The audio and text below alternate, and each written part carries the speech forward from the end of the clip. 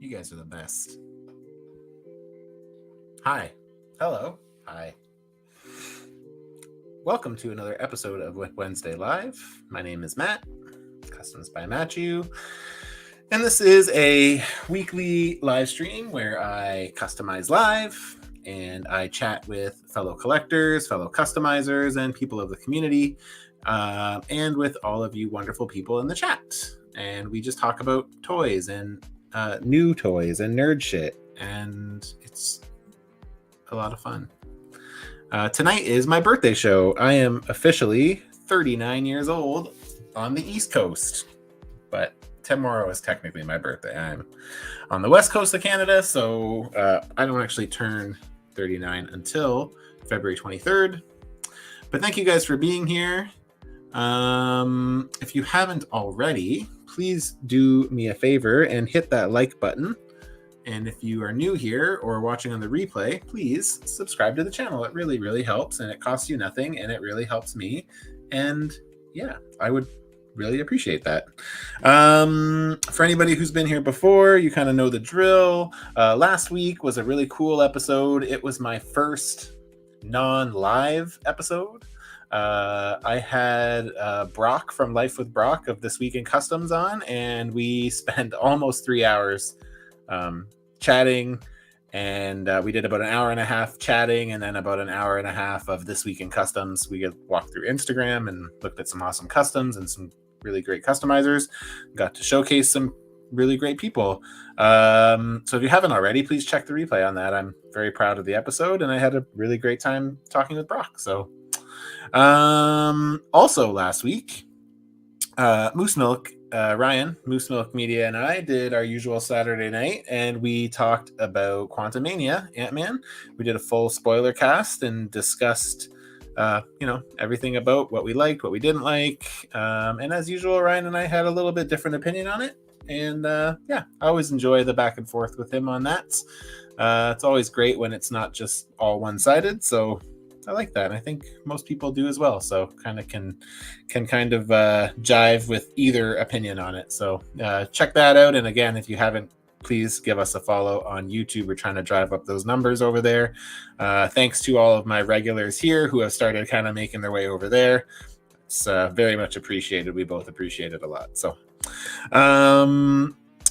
this week on Saturday is the last day to sign up for Summer Swap.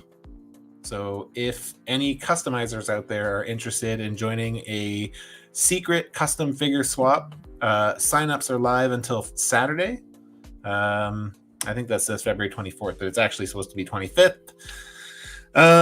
So if you're interested, go check out the rules. We've posted them all on Legendary Secret Swap on Instagram. There's the handle right there. If you have any questions, you just want to ask, you can just DM me. I can let you know, fill you in. But yeah, we've got 38 people so far. So it's looking like a promising season. So I'm pretty damn excited. That's our highest number for Summer Swap we've ever had. Fucking A. And then next week, I will be hanging out with everyone's favorite toy comedian, Toy Farce. So if you are interested in checking out some shenanigans, aside from him being just a funny overall dude and collector, he is also a musician. And I can imagine that our conversation will probably steer into the realm of music a little bit next week. So join me next week as well here on WIP Wednesday. I won't be customizing. We'll just be kind of shooting the shit. But yeah, I'm super excited to have him on. We chat quite a bit, and he's just an all-around good human being. So excited to sit down and chat with him. This week, my guest, I figured for my birthday, it made the most sense to have this person on. This guy is, I just mentioned his name. We do weekly podcasts on Saturday nights over on @Moosemilk Media on YouTube. He is my real life bestie, even though we're a whole country away from each other. This is Ryenn. Ryenn with COVID.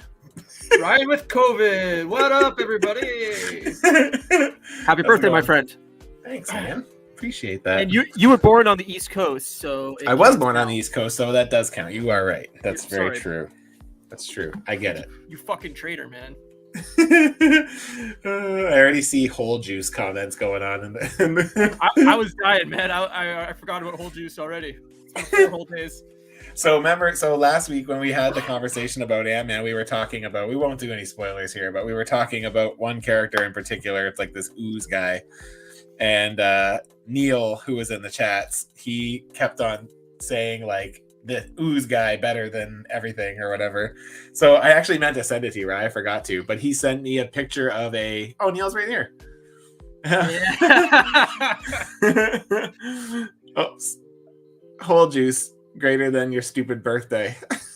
He sent me this awesome custom. It is a custom, Neil. I looked into it.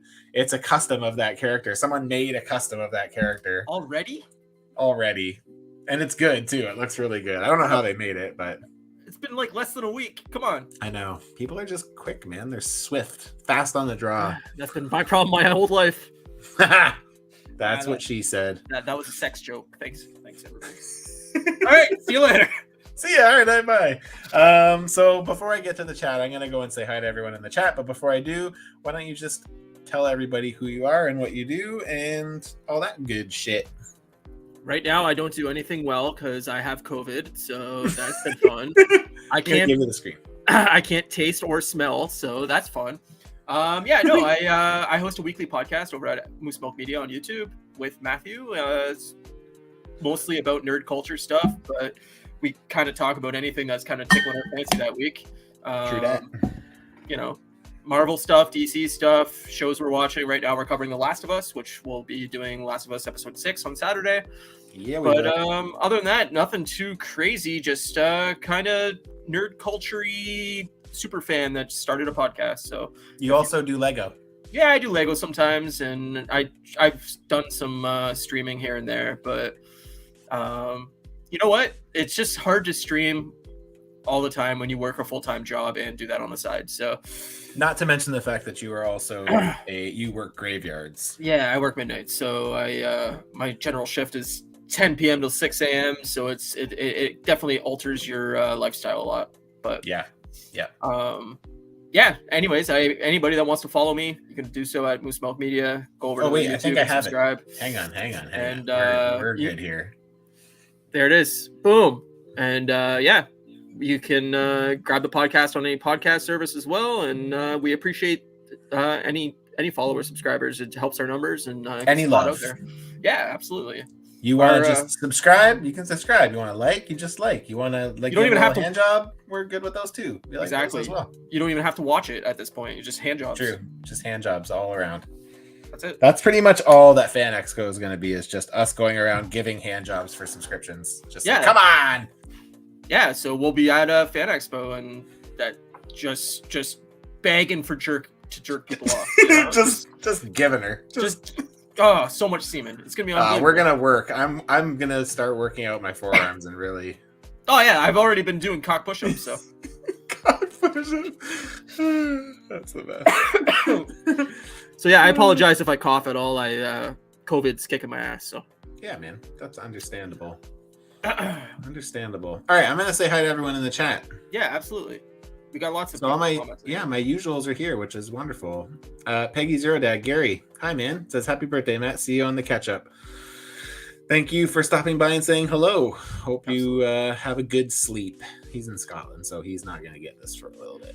So Jordan from Canada says happy birthday, Matchy. Thanks, buddy. Marcus E, happy birthday, dude. Thank you very much. What else we got? Figure Fanatic, NYC Figure Fanatic. Happy birthday, he says. Thanks, man. Appreciate you being here. Thanks for stopping in as always. Jordan from Canada says life with Brock was fantastic. It sure was. I really love picking that guy's brain, man. It's great. I know there's a comment coming. I'm gonna save it. There's so many great comments, man. I'm just reading these things. Oh man, your community. Marcus E says whole juice. So much whole juice. Jordan from Canada says toy farce. Dope. Yeah.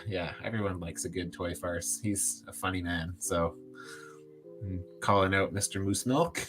Whole juice equals or greater than your stupid birthday. Marcus said, I wish I forgot about whole juice. I didn't forget about it, man. 4 days. That's all it took. Sex? Lots of sex. Marcus and Jordan are saying feel better. Thanks guys. Man. And Collector Express is here. My friend. How are you? And he says, happy birthday. Thanks. Thank you. You're so old, man. I know. I am getting old. Man, I'll tell you a funny story in a minute. All right. Marcus E said something happened as I'm viewing, but once I got back on, all I heard was HJs and semen. Missed a lot in a few seconds. Yeah, you know. Yeah, well, that's us. A few seconds. Can you ski it? That's where you do two handies at once. I'm not ambidextrous. So Dutch rudders. I don't know. Dutch rudder. Oh no, that sucks. Collector Express says, got over COVID myself recently, but now I have another cold. Yeah, I'm on like day 8, 9. Yeah. Well, like the thing is you didn't think you had it because you were just I didn't know like I had shit. it. And then you woke up Sunday and you had no taste or smell. So yeah, it's bizarre, man. Very bizarre. It sucks. So thank you guys all for being here. Really appreciate it. Yeah, so I went into work this morning, and as I was walking into the office, 2 people from my office were coming out of the building, and they just looked at me and they're like, "Whoa, are you okay?" I was like, "What?" They're like, "You look rough." I was like, "Oh, thanks." I'm like, I'm pretty sure it's like 80% hair, but like the giant bags under my eyes and my less than happy smile probably didn't help either. So it is weird that you don't sleep at all. I don't know how you do it. The last 2 days I've been going to bed earlier. I've been going to bed at like 1 instead of 2 or 2:30. So, but yeah, it's so weird. Like I'm on midnights, and obviously we have a 3-hour time difference. But like I'll get home and it's like 5, 6 a.m. and he's still up just working away. I'm like, yeah, man, go to bed, dude. Man, I have been working away on shit, and that I have been working on. I'm gonna give this the screen. Yeah, I haven't been I've been posting pictures, but I'm not up to date where my posts are. I am like just so freaking in love with both of these figures. They are looking very good. This is my Jesse Rath Brainiac. His arms are off currently, but I'm still kind of slowly picking away at it. But it's getting there. Tonight I'm gonna do the boots, I think, and maybe some. I took the. He has like a little circle bit here too that I picked off because it was bothering me. It was slightly off center. So I'm going to redo that tonight. And so I have that. I have a little bit of detailing on the belt I still have to do. And I have the boots to do. And then I have to redo the hair on a couple of the heads. So he's very close to being finished sculpting anyway. And then I just started on this death locket for my buddy Ethan Supley Customs. And she's like half cyborg or cybernetic, I guess. Maybe not half cyborg, but I think she has like cybernetic bits. I actually don't know her story. So yesterday I did all of this sculpting on the neck, and on the back and on the sides. I kind of shaved down where I was going to sculpt because when I did this with that Poison Ivy figure, she ended up looking kind of like, I don't want to say fat, but she kind of lost her figure. So this time before I sculpted on top, I shaved down a bunch of stuff so that way it wasn't really bulky. But yeah, super happy with how it's looking right now. So this is all her robotic parts, and then like she has like a t-shirt that goes on and a pair of jeans, so this bottom parts will get covered. And I started a bit on the arms, and tonight I'm going to do some more on the arm. I'm going to do some more up here. I'm going to do some stuff on the leg, and I'm going to start her feet as well. Actually, I forgot to take her foot off. I have to take her foot off here. It looks good though, man. Yeah, I really like it. I'm super happy with it. So far so good. And that's the plan. Oh, and I'm gonna start her head tonight. Yesterday I cut her hair because she has like half metal over her face, so I'm gonna do all that shit too. So how's Jesse feel about nipple tassels on his character? I think he'd be into it, really. Yeah. So I can do magnets. I can like swap these out. Yeah, that's the way you should put a little magnet in and just put some tassels and woo! Yeah, it's just a party Brainiac. So that's where I'm at. I'm pretty happy about it. So no, they're looking very good, dude. Thank you. Appreciate that. Of course. Neil says seeing Death Locket makes me want to reread Avengers Arena. So yeah, I'm actually not. I don't know anything about this character. He gave me a list of stuff to choose from, and this is the one that appealed to me the most. But I don't really know the character. I know Deathlock, but I don't know Death Locket. So I'm gonna say it's the female version of Deathlock, but I'm gonna say that too. But she's like a teenage version. So right on. Yeah. Jordan from Canada says that neck sculpting is awesome. Thank you. Yeah, I'm really, really happy with it. I'm after I did it, I was like, oh, buddy, this is gonna be a fun one. Yeah. So Marcus says the swing on that arm gives me fear. It's just because they're not meant for this body, but this one's not as big of an issue because there's not really as much weight on it. This one has a lot of weight because this bottom piece is really heavy. So it's easy. It's just I can just pop this arm right out. So what I'm going to do is make that peg a little bit bigger. And then once it cures out, it'll stay better. But yeah, until then, it's going to be wobbly. It's like one of those old Ninja Turtles that had like the button on the back where you can make them arm swing. Yes. You know? Yeah, totally. Or like the weapons, right? You can use the weapons on them. Yeah. So I got to take this foot off before I can do anything. So I'm going to have to use this blow dryer here. Fucking quickly take off that foot because I want to start doing her legs tonight. So it's all good. So don't mind me as I blow this thing. Oh.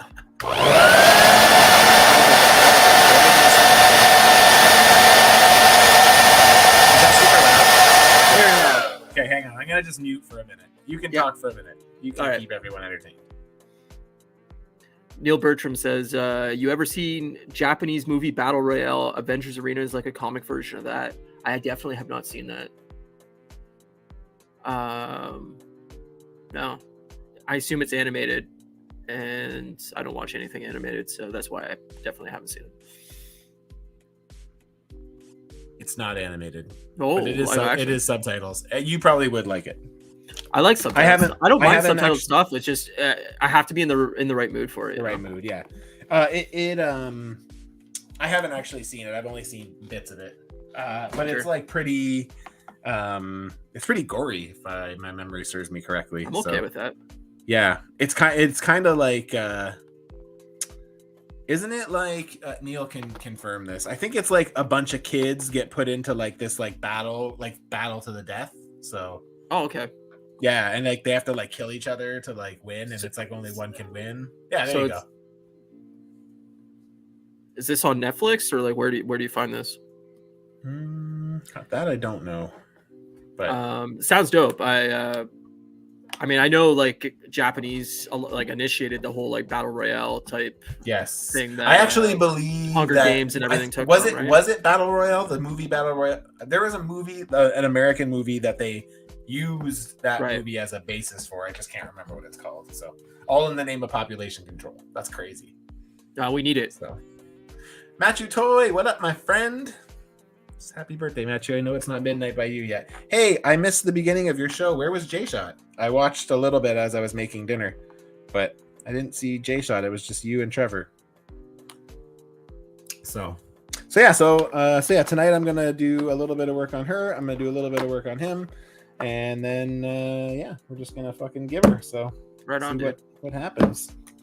Did you finish Everything Everywhere All at Once? Yes, I did. And what'd you think of it?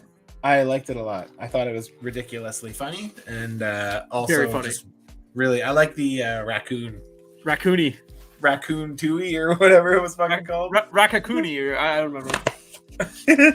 Very good, very good. I enjoyed it a lot. Yeah, I really liked it. I thought it was a lot of fun. So, I think it kind of lost Kate a little bit at the end. I think she's like it went a little too far. So, yeah. It did. I mean, it was a stretch for sure at some points, but for sure. Yeah. The absurdity of it was what I love. I mean, it's just ridiculous. Me too. I don't want to spoil it for anybody, but it's definitely. I was chuckling pretty good. So yeah, it's good. Yeah. Okay, I just gotta figure out how much epoxy I need. I got that. Collector Express is saying, I'm just doing a little bit of work on my Sunman custom tonight. Nice. It's looking good. The last picture I saw of it looked really good. It looked like it was almost finished. So that's a He-Man thing.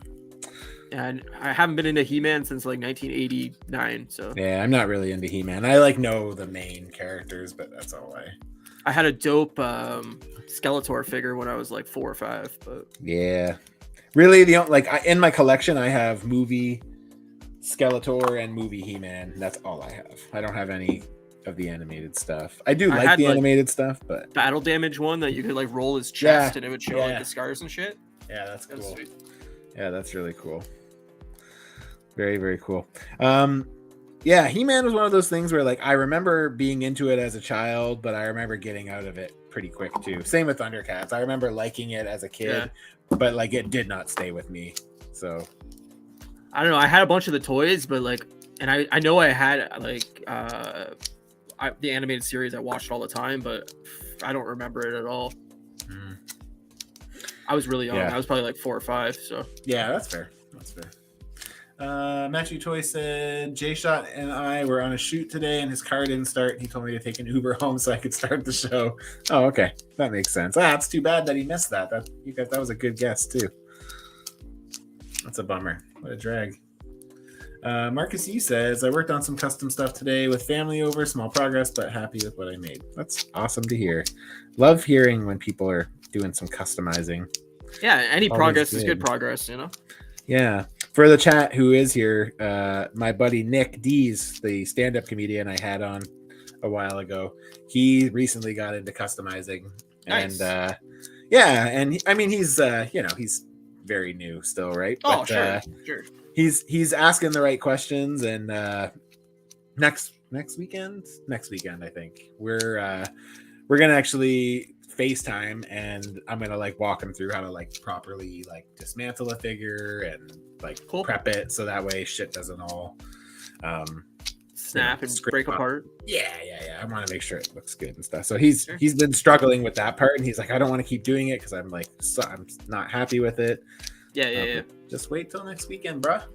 But I mean, it's small steps, right? Like, it takes time to get to know how to do things properly, and once you get to know it, you're not going to forget it. So he's already making some pretty cool stuff. He made a Ghost Rider, and I was like, dude, that's awesome. Pretty good. Like for like it being your like third custom, like it's definitely rough around the edges, but like he's got a good eye for it. So that's like anything, right? Like art's that's the way art is like no one's painting Picassos on their first try.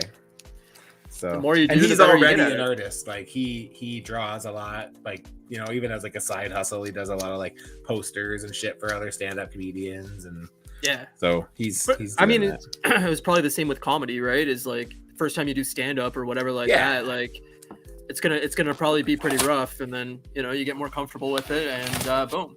There you go. Exactly. So Collector Express says only thing left to finish is his chest armor and his sword. Nice. That's pretty dope. Jordan from Canada says, Son Man, great story behind the story. A mother wanted to buy a figure that looked like her black son, and when they couldn't find one, they made their own hero. Is that true? That's awesome. That's amazing if that is true. That's great. That's kind of like Blue Marvel's story, isn't it? Because like I know that. Do you know the character Blue Marvel, right? I know who it is. I don't know the backstory or anything. So like the story goes, like in the comics, that he used to wear a mask. He's like a character. He was introduced, I think, in like the early 2000s or something, and like his story goes back to like the golden age of comics, where he like wore a mask, like a white mask, and then he like saves the world at one point, and then like his mask gets ripped and people find out he's black, and then they like turn on him or something. It's something like that. Just because he's, you know, not white kind of thing. And so like the story is all, even though he wasn't actually around in the golden age of comics, they kind of like start his history in the golden age of comics and kind of explain like why everything is the way it is. And it's super cool, interesting story. Right now, the way your figure is situated at the screen, it looks like the bottom half is going into my zombie figure on my shelf. It does. It's very awesome. That's funny. Collector Express says I ordered some Cretacolor graphite power to try out the chroming technique with it. Interesting. I don't know what that is. Graphite power. Cool. Sounds cool. Is that like those like pens, those silver pens, those metallic pens? I wish I don't know.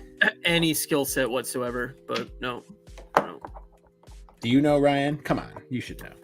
Oh, you should see some of my drawings. They're immaculate. That's really funny. So we won't get too into it, but how did you like this week's Last of Us? Very good. I love this show, man, and it's so good. So many Easter eggs this week for people that have played the game that I was just like, oh man, I ordered the new they made a PS5 version of the game. They remade it. Oh, really? Yeah, well, it came out last year, but I was not going to spend like $90 on a remake, and it was on Also, sale. now that it's like, oh, okay, cool. That's cool. So I was like, all right, I'll pick it up finally, and so I'm gonna try to do that all on stream over the next couple weeks. But yeah, no, I love it. Last of Us is my favorite story of all time. So there's no way that the show could mess it up for me, really. I mean, like, it's very good. As somebody who doesn't have any clue of what the fuck's going on, like in the grand scheme of things with it, because I'm not a gamer. Sure. I'm very much enjoying it. Yeah, I mean, it's different, right? Like I've said, is they've changed things, and like they're definitely making certain things new for the show, and I appreciate that. And you can tell that Neil Druckmann, who is the designer of the video game, or one of the main designers of the video game, he's had like kind of the 2020 hindsight of like, oh, we did this in the second game, so I'm gonna put this in the first like season of the show, so that it kind of like, you know, foreshadows stuff that happens in the second game. So cool. It's cool. It's cool. Yeah, I guess that's kind of cool, because back when the first game came out, that wasn't really a thing, right? So no, originally like they were talking that it was going to be a standalone game, and they weren't even going to do a sequel. So it was just because I understand why they would want to. Yeah, exactly. If it does well enough, why wouldn't you, right?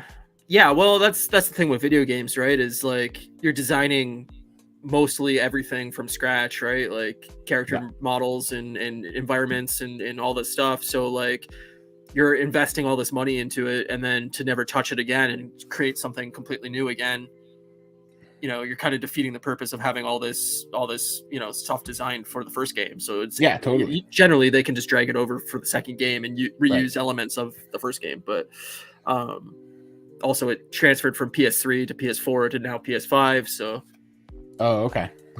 So now there's the one that's coming that you just got is PS5. You said? Yeah, I mean, originally came out on PS3. Is it the same game, just like updated graphics, or is it like basically the same with just like? Yeah, I mean, they updated like their graphical engine and the character models and stuff like that to make it more modern. So they look a little bit better then. Yeah, they remade it for PS4 too, so this is basically the second remake of a game that came out like 10 years ago, which is ridiculous. They shouldn't be remaking a game that came out 10 years ago, but hey man, whatever brings them money, I guess, right? Well, that's why they're doing it, right? They knew the show was coming out. Yeah, I was just gonna say, and they're also on the hype train, so totally. Yeah, but makes sense. Even if we don't like it.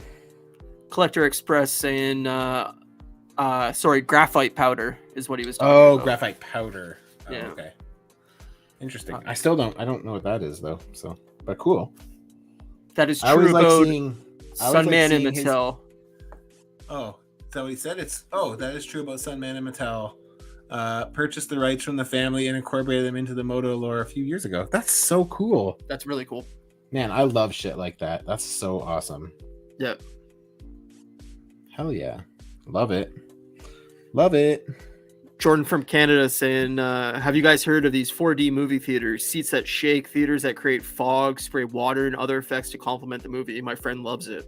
Very cool. I do D-Box, but it's not, there's no fog or like liquids or anything, but like the chairs and stuff shake and move and tilt. Like, I don't know if I want water sprayed on me during a movie. You never know what it is. Maybe someone's like pissing on you. Well, I mean, we can hope. It's one of those fancy. It's one of those fancy movie theaters. Someone comes and pisses on you. Oh, what the fuck was that? Yeah, you got to pay a little extra for it, but it's worth it. It's a premium ticket. Yeah, I don't know. I mean, I know they're trying anything to just get people into theaters, but like, to me, like the fog stuff, that's cool. If it was like a horror film or something like that, I'd be down for that. Yeah. You could smoke in the theater and no one would even know. No, I think somebody might mention it. Yeah, I'm just kidding. Why does it smell like skunks? It's 4D. Yeah. It's 4D. It's 4D. It's all part of the experience. It's the experience. Look at all the skunks in this Pixar movie. That's funny. Oh, there you go. NYC Figure Fanatic says there's a 4D theater not far from my house. Been waiting to go and watch Ant-Man there. Oh, that's cool. What's the ticket price on something like that? Like, is it like $40 because it's 4D or something? Like $40. $40. That's what I'm saying. That was kind of a joke, but I'd be serious. Like, a normal ticket here is like $20 now, so you got to It's assume it's crazy gonna be how more different expensive. it is even from your side of the country to mine. Like here, and you got to remember that's Canadian dollars. So Yeah. you said Yeah. 20. How much? $20 for you? I mean, it depends if it's 3D or IMAX, so on and so forth. But like a normal ticket is like about 1980, I think. Yeah, And then we're normal tickets $23.99 here, and then 3D D box, which is what I usually do, is about 30. yeah, D box is like 25, I think here, and then 3D is like an extra $3 on top of that, so it's like probably 27, 28. Crazy. I But really want to. I know I've said it on our podcast, but I really want to do a movie in those new the new screens where they're like kind of curved or whatever, and you get like the full like yeah, like spectrum viewing kind of a thing. true IMAX screen. Yeah, that's one of the things that we have one in Vancouver, but I haven't been. Like the show times are like super limited. It's like they're not really utilizing it, so I don't know why, but I want to go and check one out just to experience it, just because I like movies. But Yeah, no, if there was like a good, like really high end screen here, like I would go see all of the big movies on that. Like definitely. yeah. Like as a movie fan, like definitely when Oppenheimer comes out from Christopher Nolan, like Oh, that's where I would yeah, want to go man. see it, because he Yeah. films everything in like 70 millimeters and like Tarantino movies. He's notorious with how he makes things Films. look and how they're filmed, and Yeah. so like I would love like a dope screen like that, but we don't have anything like that here. Yeah, I would love to. I'd love to check out that. I'm gonna have to watch Oppenheimer when it comes out. Yeah, or the new Mission Impossible would be fucking awesome on something like that. Yeah, I could probably go with or without Mission Impossible. You know what? Stop your sassing me, all right? But... Tommy, love me some Tommy. Jordan from Canada says my friend said he got soaked during Aquaman. I mean, that makes sense, I guess. Avatar 2, you get just drenched.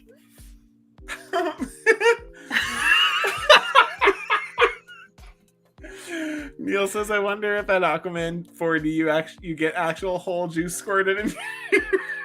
If you do, I'm seeing it again.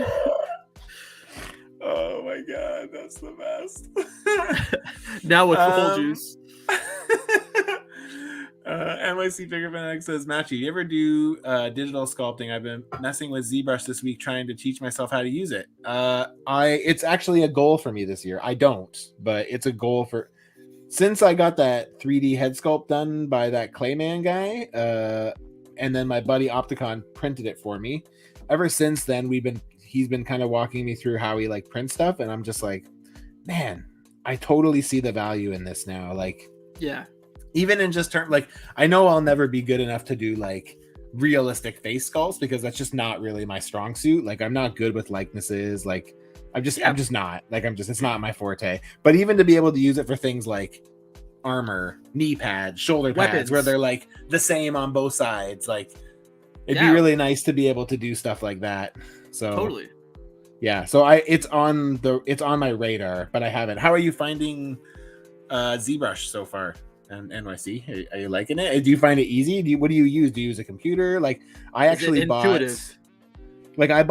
new iPad late last year, knowing that with an Apple Pencil, knowing that I was going to try to get into it because somebody told me it's really easy to sculpt with like an Apple Pencil on. Yeah, I was going to say, as you being like such an Apple fan, it would make sense for you to get into it there. Like, Apple has so many of those tool sets for artists and everything like that. Yes. Yeah, totally. So I'm it's on my radar for sure, but I haven't started yet. I need to start. The two things I want to try to do this year are that, and I want to learn how to just do basic Photoshop. I don't need to be crazy. I don't need to do insane shit, but things like taking out like a flight stand out of a picture or stuff like that. Like, that's the kind of shit I want to learn how to do on, which I believe is like relatively simple. I just I don't even have Photoshop, so like I kind of have to. The problem with Photoshop and everything now is like it's all subscription based, which I find so annoying because I would just love to buy the program and just use it, but it's all fucking subscription, $20 a month or whatever it is. Yeah, it all adds up so quick, right? Well, exactly. And I used to have all those skill sets. Like I took it in college and I was good at Photoshop. I could do it all, and it's all gone, man. 20 years later, Yeah. it's just gone. Yeah. That's the thing, especially with Photoshop, is like I know it changes really quick. So like I used to be able to do some basic Photoshop, but I it's all gone now. It's been like since I was in Repeat Until False, since I was in my first band, so 17, so 20 years almost. 20 more. 22 years. Fuck, I can't count as I get older. That's what I mean, is we're just fucking ancient now and everything's out of our skill set. Like I would love to get back into Photoshop and like actually be good at it, but it's just not gonna happen. I do like your funny edits of us on the Last of Us pictures though. Well, they're fun to do, but they're definitely really amateur and really done quick, and like I mean, but still it's funny. I like that because it works with what we do and how we are, and I mean that's part of the joke of it is how amateur they look. I know it is. I know it is. To be actually good at it and take my time, I just don't have the time to commit to it, right? Yeah, I agree. That's the other piece, right? And like for me, it's like it's a lot like this YouTube channel. Like what started as like videos and live streams now is just live streams, because I'm like, I find making a video like really stunts my creative growth. Like it really stops me from enjoying customizing, because I know as soon as I'm finished, I have to fucking make a stupid video. Well, it's not even that. It's just the time commitment, right? Like, it's a lot to edit, to film, to make sure like, the angle's right and it looks right and the voiceover's right. And like, it's just a lot of work. And it is. A lot of these YouTubers have multiple people working for them or with them, and not having that, like it's a time commitment. Yeah. So how much time do you want to sit there and work on a figure and then dedicate to making a video on top of that? Like it's a lot. It is a lot. I agree. If we didn't have full-time jobs, then there you go. That'd be amazing. Yeah. I'd love that. Maybe one day, but I wish. Let me see. Jordan from Canada, 25 if it's 3D, 22 if it's 2D. Oh, can you hear me still? Yep. My Siri's going right now and it's being annoying. Could you just hear when I was talking or no? I could hear you. I couldn't hear your Siri. But... Okay, cool. 25 if it's in 3D, 22 if it's in 2D in Toronto. So you're about the same as Windsor then. Yeah, a little more expensive. Like $2 more expensive, $3 more expensive. Yeah. Neil says, "Oh my god, if my popcorn got soaked, I'd be pissed at that. That shit's expensive." Yeah, you're looking at a combo that's like $16 now, and then you're getting soaked. Like, what the fuck? NYC Figure Fanatic says 4D ticket is 26 after fees. 2D is at the same theater 17, and that's USD. So that's you're looking at like $35 here. Yeah, it's a little much. That's crazy. Well, you look at everything, like the cost upcharge that Canadians get on everything is just absurd, man. Marcus E says, I'm going to go watch Ratatouille in 4D then. I can't smell anything, but it would be great if I could smell the food as the movie's going, Neil says, let real rats loose and I just start gnawing on you. It's 4D experience. Relax, people. I mean, they're desperate for ticket goers. Somebody's going to pay for that. NYC Figure Fanatic says, having no prior sculpt experience has been difficult, but I think the bigger issue is I have the free version of ZBrush and it's so much more limited. Always the case. Yeah. Do you use a computer or do you use an iPad or what do you use? I'm trying to just feel. So my buddy Draven does a lot, has been doing more lately, and I think he uses Blender. I think it's called Blender. I think that's a thing. Yeah. I mean, I'm not familiar with the arts, so but yeah. I think the one he uses is called Blender. And he said that it's user friendly once you like get the hang of it, which to me says not user friendly. Yeah, you're gonna have to put the time in, right? Yes, exactly. So it's like anything though, like video editing, anything like that. You got to learn the tool set, and then all of a sudden it's easy. But yeah, I find that's very true with video editing. It's just once you get used to it, it's a bit better. Once you kind of know a few shortcuts, it saves you a lot of time. And yeah, totally. I like I said, if I had the time to be able to put into it, I would do it all the time. But yeah, it's also like, do you want it to feel like a job? Yeah, and especially when it's not your job.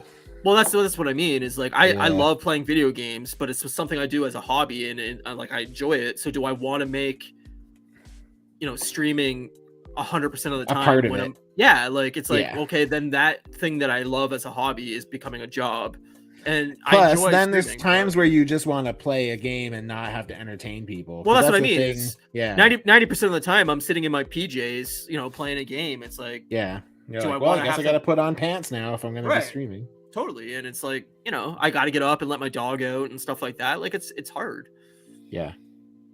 but I get that. yeah, Feel you, dog. I don't feel know. you. I've just always been one that like I don't want a hobby to become a job. Yeah, same here. That's why I've had a lot of people say like, you should. I mean, the thing is most people who tell me about customizing, you should do that as a job. They don't actually realize like what actually goes into it. Like, Yeah, if you were doing this, 50, 60 hours a week, I think you'd get tired of it pretty quick. I do too. There's times where I'm working on something and I'm like, I'm pretty over this. I don't want to do it anymore. Yeah. I mean, I still keep going, but it's it loses its luster. Yeah, the passion's gone after, staring at something for that long. That's why I'm so selective about what I do as well. So Gotta be. still laughing about the whole 3D. Oh, the whole juice 3D. Freaking hilarious. I just want to eat the food. Yeah. Imagine you go see Ratatouille and he makes you all this food and then they serve it to you. Dude, you're talking like my dream. Especially right now. It's like strawberry Go-Gurt. Strawberry Go-Gurt. Oh, Neil, you're a funny dude. Vector Express says I use Photoshop pretty much daily with my day job. That's pretty cool. Yeah, I don't my day job is like the programs I use at my day job are fucking a joke. Like it's like I'm using a Commodore 64. It's like I mean, yours are worse than mine. It's like a blue DOS screen. It's like, dude, give me a break. This program that I work on at work is older than I am. It's fucked up. Yeah, I don't understand how these corporations don't invest in like their infrastructure and like, all that kind of stuff. Like it's pathetic, man. It is pathetic, especially because the way we're trending in our industries. For anybody who doesn't know, Ryan and I both work in the grocery industry. So, yeah. And the way it's trending in our industry is digital, e-com. Yeah. Well, people don't want to go to the stores anymore. They just want someone to shop their groceries for them. And well, it's just people are busier than ever. Yeah. And why would they want to go into a store and spend 45 minutes there? True that. When they can get it delivered to their house, especially in big cities where that shouldn't be an issue. That's an option. Yeah, exactly. Like I understand small town, Me whatever. too. They're gonna have 1-2 grocery stores and they're not gonna have delivery. But like any city that's 200,000, 250,000, like there's no reason for it. Yeah. Oh, okay, there you go. NYC Figure Fanatic says I use a Surface touchscreen laptop with a Surface Pen. Blender is even worse, he says. Okay. So yeah, I might pick your brain, Figure Fanatic, because I do have experience sculpting, obviously, but I don't pick up things like I used to. When I was young, I was a computer guy. I pick shit up so fast. Now I look at stuff and I'm like, what the fuck is this? It's weird how that atrophies, eh? Yep. Like it's crazy. I remember growing up and showing my mom how to use a computer as like a young, teenager or whatever, and explaining it to her and like, how do you not get this, Mom? It's so simplistic. And now I'm my mom, where I'm like, and now you're like, I don't understand. I don't understand how anything works. I don't get TikTok at all. I don't get any of this shit. TikTok. It's like, why do you want to go on this thing and watch 10-second videos constantly? I don't get it. I shouldn't say that though, because I do me and my wife share reels a lot on Instagram. So I guess I shouldn't really say that because I technically, I guess, do. But like, there's YouTubers that I follow that used to do like long form content, and it'd be like 10-15 minute videos. And now they just do shorts. And now they do shorts all the time, and I'm like, who wants to watch this? It's 12 seconds long. This is ridiculous. I might be wrong, but I believe shorts just got monetized, and because they're trending right now, I think a lot of people are switching over to doing shorts. I think I might be wrong, but YouTube wants that TikTok money, right? Yes, exactly. Yeah. So, but I get it. Yeah, I don't get it. I want long form content. I want 45-minute videos, not 15-second videos. Well, it's even like things like Instagram, like likes, like yeah. Like today, I got a notification that my thumbnail that I posted yesterday has got 20 likes, and I was like, awesome. Like, I have fucking 30,000 followers and I got 20 likes on something that's been posted since yesterday. Like, Yeah, like, no, it's changing, right? Like, if people don't want still pictures anymore, Instagram's not about still pictures anymore. It's all about reels. If you're well, not it's doing reels, also you're not getting any attention. the algorithms behind it, right? Like, Yeah. YouTube and Instagram especially, they will only push your content if you're regularly using that content. So the fact that we don't stream anymore on Instagram is definitely hurting our numbers. Sure. Yeah, I don't know. I mean, for me, it's like I get engagement from followers, but like when I look at my engagement from followers, it's like followers versus non-followers. It used to be significantly more in favor. I mean, it's always been in favor of followers, but like, you know, I would probably have like 30% of non-followers that would see the content and whatever, Sure. right? But now it's like, you know, I get something that gets like 3,000 impressions, like, you know, views or whatever, right? And like 30 of them are from non-followers, and it's like, fuck off. Yeah. So yeah, I don't know. I'm just kind of like, the good thing is I've never been, I don't know how I got to 30,000 followers. I have never been able to figure that out because, well, you're good at I've what never- you do. That's why. yeah, but there's a lot of people who are better than me that have a quarter of what I have. And my point is I've never been one to be like, let's have a contest to build up numbers. I've never Sure. been that person. I've never done that. And like, so I have no clue how I got to where I am. And I'm grateful that I don't really spend a lot of time focused on it. I've just noticed lately, it's like, if I get a picture that gets like 500 likes, it's like, that's beyond surprising. But like, I used to get like 3,000 likes on like everything. So I think that's really healthy though. Like, I think if you get too caught up in like, oh, I got to look at my numbers, I got to see that, like, it's definitely going to take a mental, yes, you know, like a toll. Yeah, for sure. Yeah. Like, Yeah. I mean, look, my numbers are nowhere near the size of yours, and they probably never will be. But like, when I looked on YouTube on Sunday after our show, we had our last videos over 80 views, and that's really great for us. Like, Yeah. I have never had a video get that high of views on any episode we've done. We're 102 episodes in, right? Yep. So that's great for us, and I don't know what the difference is. Why does that video do well and other videos don't do as well? I have no idea what it is. True. Yeah, I know. And it's very confusing, but I'm happy at that. But if I was obsessed with that and I was like, oh my God, this video only got 15 views, you know, I could see that taking a mental toll on somebody. Is like, oh, I spent hours working on this thing and nobody's seeing it. Like, it'd be hard. Yeah, for sure. I'm gonna catch up on comments here because a lot of comments. NYC Figure Fanatic said found some really good Blender tutorial videos though. A couple channels specifically for that. Cool. We're gonna have to connect because I need to get on it soon because I've been putting it off. But I need to start working on it or else it's just gonna never be anything. So Collector Express says, but with YouTube full-time, you can make tens of dollars every month. Yeah, it's hard, man, to become a partner with YouTube. You got to have a lot of views. So you have to have 1,000 followers or subscribers and 1,000 hours of content watched, I believe it is. A month to monetize. Yeah, In general, I think in total. But even when you monetize, I don't think it's that much. So no, I think the ad revenue share is like very low. But yeah. Marcus E says 4D Last of Us is just getting pelted with mushrooms. I'm in for that one. What up? Soultown Pain Apps in the house. How you doing, man? So what up, bros? Here to show some support. Appreciate you as always. NYC Figure Fanatic says, yo, buying groceries online is the best thing to happen from the pandemic. Saves so much time. See, like, I assume they're from New York City, just judging by the name.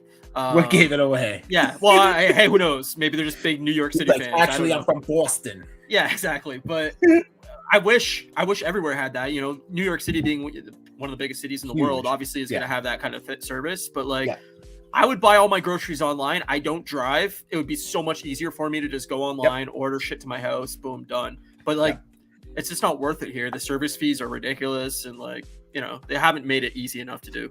Yeah, that's fair. I think it'll get there eventually, but I don't know, maybe it won't. Like, the time is kind of come and gone for that, right? So you'd think during the pandemic would have been the time for it, but I think it's only going to increase the ask for that, man. I honestly do. Maybe. MIC says shorts supposedly help with the algorithm. Yeah, I believe that. That would be like reels too, probably. I could imagine if I did a few reels. That's another thing I should try to just do one a week or something like that, just to be on it. But I don't know. Yeah. We'll see. Marcus said, if it gets to the point, I can understand in terms of toy community stuff. Get to the point, on shorts, I assume. Oh, shorts. Yeah. I've never been one for short form content. I don't get it. I don't want to sit there and clip. Like, it's the same as why I hate shuffle. It's just like video after video after video. I can't do it. I think if I had a more creative mind in like that kind of stuff, like putting things together and making it funny, I would do it more, but I just don't, which is weird because I do watch a lot of reels because me and my wife just send them back and forth whenever we find funny shit. So I guess it's not really relative to what I'm doing here. Like, well, I just think you have to have the time to be creative, and it's like everything's a time suck. So you know, I don't know. True that. Dr. Express says, with being sick for a while, I haven't felt like making any videos except for live streaming. Yeah, it's a lot of work, man. So much work. Yeah. Neil says, got all those followers from all those hand jobs at the last Comic-Con, I'm sure. Yeah, it's true, man. Like that's why we're going back. Yeah. I gotta up my numbers. Gotta get some numbers. I've actually been watching Ryenn on Sticker Mule, the place I buy my stickers from. I've been waiting for a good deal on some stickers so I can get us some stickers for Fan Expo. Let me know, because I will. I've been watching. I would like to make some stickers or whatever. We need to get them to say, because they don't have an option where you can print on the back. So I want to make ones that say with my logo, with like a little like Instagram logo that says like @customsbymatchu. Like, could we get it so that it has one of the what do you fucking call them? A QR code? Yeah, QR code.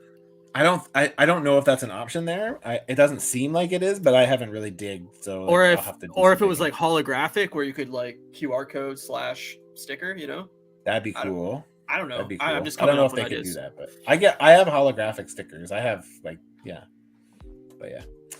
Jordan from Canada says, do you think guys would have enjoyed growing up with today's technology as a kid?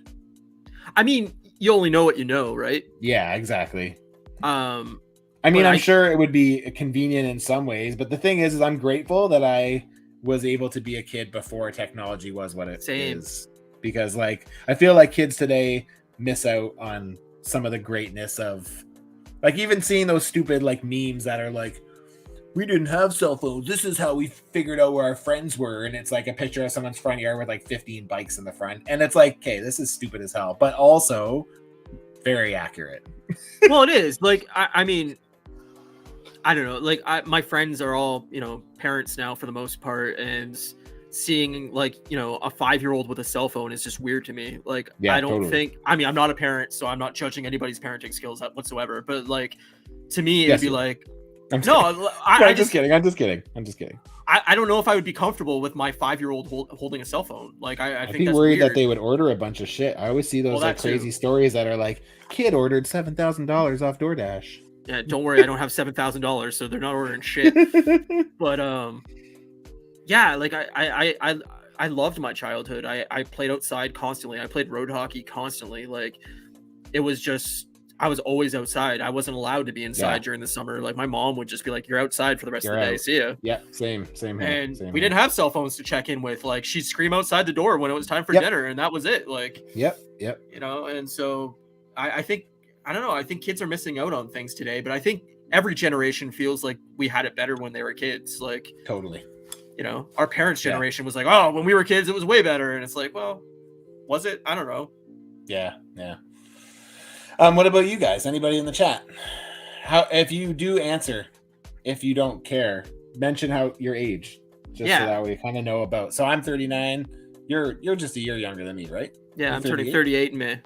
Yeah. Collector Express has 4,000 watch hours. Holy fuck! Yeah, so that's a lot, man. That's a lot. Yeah. You'd have to put out so much content to get that kind of view, or at least have a lot of subscribers. But or a lot of people watching the one video you put out a week. Yeah, And I just don't have time to do multiple videos a week. Me neither. That's the thing.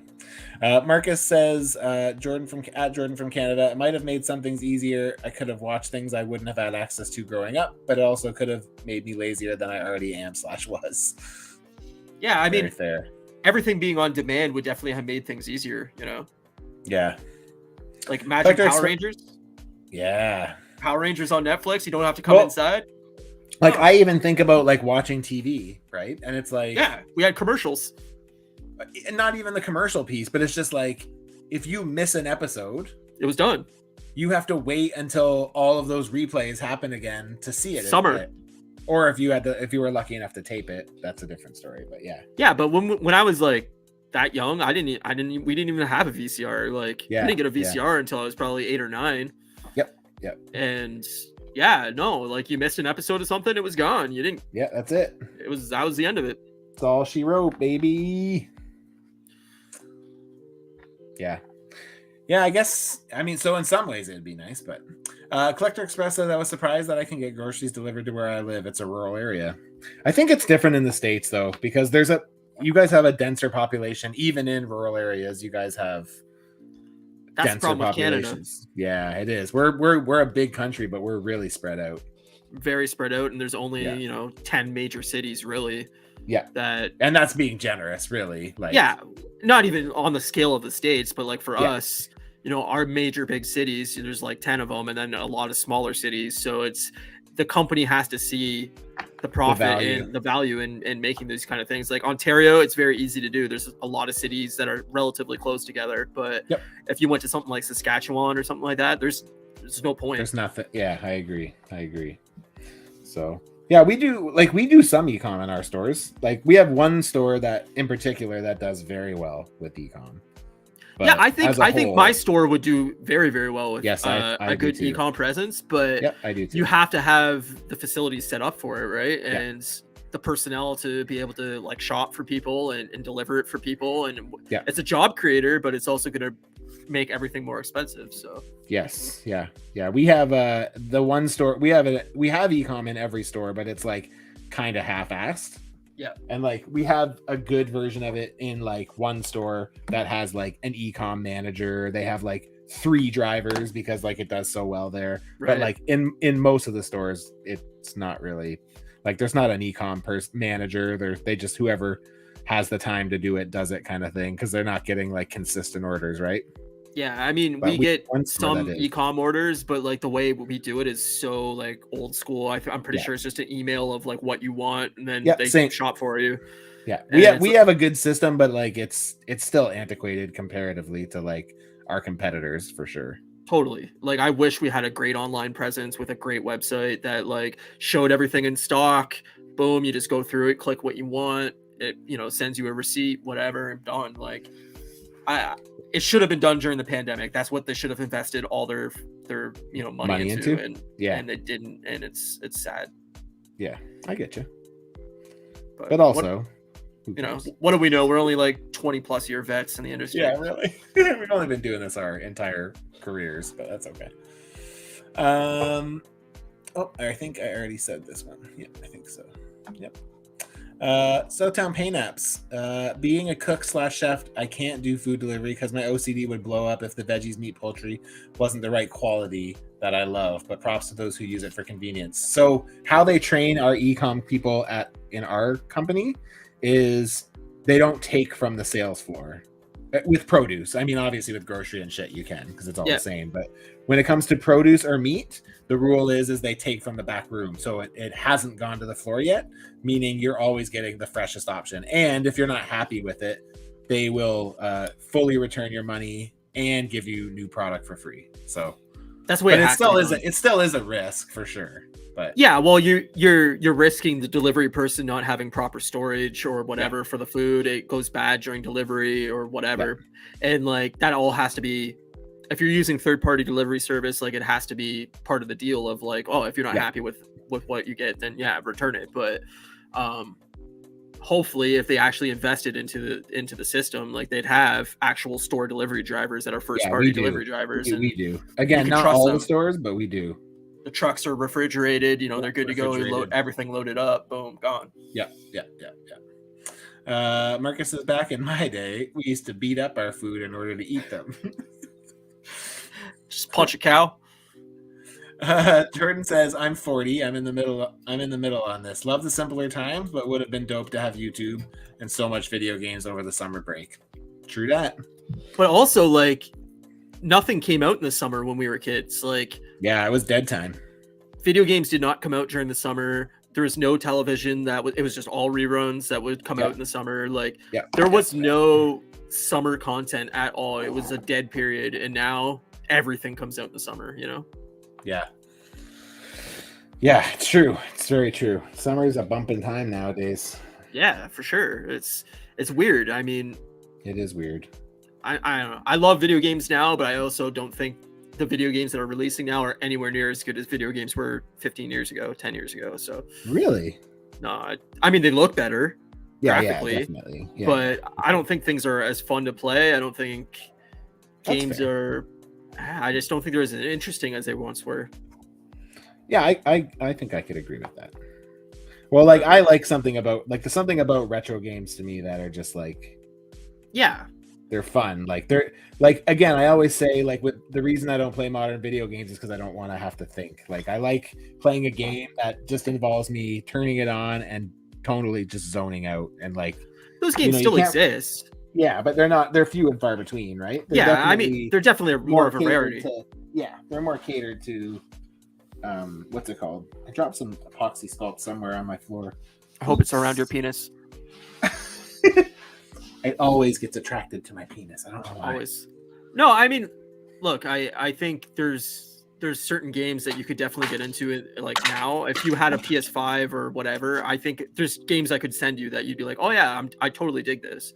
Right. But there's a lot of games that are also require, 80 to 100 hours in thinking and actual, you got to commit to it. And it's a lot. Yeah. Yeah, that's just more than I want to. Sure. Oh, you have too many hobbies, right? I mean, it's just, we don't have the time to be able to put into things that we used to. So yeah, it's very true. Very true. Yeah, I wish I had more time, but I also don't, because then if I had more time, I'd be like, I'd just customize more. No, totally. The thing is, I enjoyed my hobby, so it's hard to like not do it. But that's me with reading, right? Like, I love reading. I just don't have the time to read. Right. And I wish I had more time to commit to reading, but it's just like, all right, I have a few hours a week extra that I'm willing to commit to reading, but that's about it. So yeah. I didn't know you were that much of a reader. I love reading, but it's just, like I said, it's just, I don't have a ton of extra time. Yeah. I'd rather be watching a movie. I'd rather be playing a video game. I'd rather be, whatever. Yeah, okay. So it's like, reading's third or fourth down the list, and like, it's like, all right, well, I didn't have by time the to time you get there, you're like, that's all I got. Yeah, that's fair. Neil Bertram says 40 going on 12. Marcus 24, I knew that. Marcus says the pro and cons of modern technology is we're able to connect with others online, which can be great, but can also suck when you get overwhelmed with negativity. I definitely agree. I think I've mentioned it a few times on here. Same. But like, I've actually gotten out of Facebook groups and Facebook Messenger chat groups and stuff because like, I just can't handle the negativity. And it's like, I love the people and they're more than entitled to have their opinions. We all have our opinions and that's fine. But like, I don't want my hobby to like bum me out. So like, when I'm surrounded by people who are super negative about my hobbies, like not about my work, just about like, things like going on right now. Yeah, I find right now there's like loads of MCU haters. It's like so hot to hate the MCU right now. And it's like, and I'm just like, and that's fine. You're definitely entitled to it. I would never argue the fact that the movies and shows have definitely taken a turn for the worse, I think. But like, I don't want to have to be reminded constantly that everybody's hating on it. So totally. I just step away. Like, I have a Facebook group or an Facebook group that I'm part of that like, I literally I muted the conversation and like, I just pop in from time to time. But like, as soon as I see something I don't like, I just leave again. I'm just like, I'm out. I don't want to like listen to it. I don't care to hear it. Well, they're I want already my hobby talking to be enjoyable. I don't want to about- have to like deal with that side of it, and I'm just like, I'm not Totally. gonna. So I mean, they're already talking about that's where I'm at. how social anxiety is because of, social media in Hang on, my general. Siri's being stupid again. There we go. Sorry, I didn't hear what you just said. What did you say? I said they're already like doing studies on how social media is crippling social anxieties and making it, and a lot, basically everybody more anxious than they should be, more stressed than they should be, more depressed than they should be. You're constantly getting bombarded with negative news, negative viewpoints, racism, bigotry, whatever. And Yep. it's going to take a mental toll. It is. Yeah, And, I agree. I think it's smart to just commit to what makes you happy. And if like being off Twitter or being out of a group chat or whatever is what increases your happiness, then there's nothing wrong with that, in my opinion. Yep, I agree. And again, it's nothing personal to anybody No. as part of the group. I actually was talking to Kevin from Toying Around, and I had mentioned to him that there was some people throwing some shade at him on a podcast somewhere, and I'd said like, oh, I don't know if you saw this or not, but like just wanted to make sure you knew it was out there. Sure. And he said to me, he's like, like the biggest thing with that is like, he's like, people love negatives, like they love negativity, like it's like that gives these people like a vibe, right? And he's like the proof's even in the numbers. He's like, we have the people that were streaming had similar numbers to him, and he's like, my live chats are like 100 people deep. He's like, there was like 500 people in that chat, and they were all going off, right? And it's like, people just love to talk shit. So totally, it's hard to compete with, but well, it's also the anonymity of it, right? Like, you can put whatever screen name you want to put on most things, and nobody knows who you are. You can say whatever you want and get away with it, and totally like free of any like possible retribution, scrutiny. Like it's just it's easy to talk shit when nobody knows who you are, but True. It's a lot. A lot of these people that do talk shit would never say that to the person's face in person. In person, they wouldn't have the balls or whatever to do it. Like, I agree with that for sure. But that being said, I do agree, because with what Marcus is saying about the pros, like being able to connect, like really, especially over COVID, like I would totally. There are definitely a handful of exceptions to the rule, but I would rather be in this group talking to the regulars who are here week in, week out, than see the majority of my real life friends, if I'm really being honest. Like, no, totally. There's like I said, there's exceptions. But again, me and you have even slipped into an online thing, right? Like, like the only way we communicate is through Instagram. Like, we don't text, we Instagram message, we don't talk on the phone, we don't FaceTime, we don't. But I'm not a person that talks on the phone to almost anybody. Like, I don't like talking on the phone in general, but like that's how I communicate with all my friends is through text and messaging and whatever. But I totally agree with you. Like, I think as you grow older too, you definitely diverge your interests with friends. Like, I just feel people grow apart naturally. People are married, people have kids, people are, have less time on their hands, and you naturally just kind of drift apart. They're focused on what they're doing, you're focused on what you're doing, and you see each other a few times a year, and that's it. And it's a disappointing part of getting older, but I also understand it more and more as like, I'm not a priority for most of my friends anymore. That's totally fine. They have children. Families. Like, that should be their priority. Yeah, totally. So Mikey Boy's here. What up? Says, what up? Happy birthday, Matt. Thanks, my friend. Thanks for stopping by. Appreciate you as always. Collector Express says, you're youngsters. 46 here. I'm glad to grow up outside playing. I had metal Tonka trucks and made roads and a mine on a hillside, riding ATVs and hanging with friends. Fuck yeah, man. I had a metal Tonka truck too when I was a kid. I used to play on my sandbox with it. Yeah, man. I the best. Couldn't agree more. Like, that's the stuff I remember as a kid is being outside, hanging with friends, playing fucking like tag and road hockey and just living soccer, life, baseball. Man. Remember soccer, baseball? Soccer, baseball was dope, dude. So fun. Yeah. Why isn't that an Olympic sport? Let's talk about that. I'm just kidding. I wish there was more like ridiculous Olympic sports. I honestly do. I saw a funny meme today that said, imagine the Olympics was just like a random thing. It's just like you get an invite in the mail and says, you've been selected to play the Olympics. You're doing gymnastics come 2022, summer 2022. Honestly, I wish it was more like that. Like there was, or at least like a reality show where it was like, yeah, you get a random invite and you might not be able to do what you have to do. That's why I love Survivor. Yeah. It's like, yeah. That is the Olympics we're talking about, right? Is like, you can have a random person on Survivor that's out of shape or older or whatever, and they're like, yeah, there's no chance that I'm being able to do this. I'll try, but I'm not gonna be able to climb this thing and swim a kilometer and you know, whatever. Like, it's just not gonna happen. Body's not built like that. No. Especially as I get older, I'm like, oh, I couldn't do what I could do at 20. Me too. I just keep getting fatter and fatter. It's good. Well, it's easy to do, right?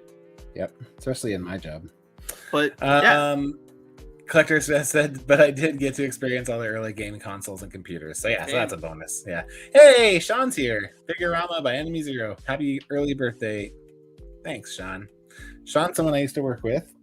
Nice. And yeah, we recently just connected again. He left the company and then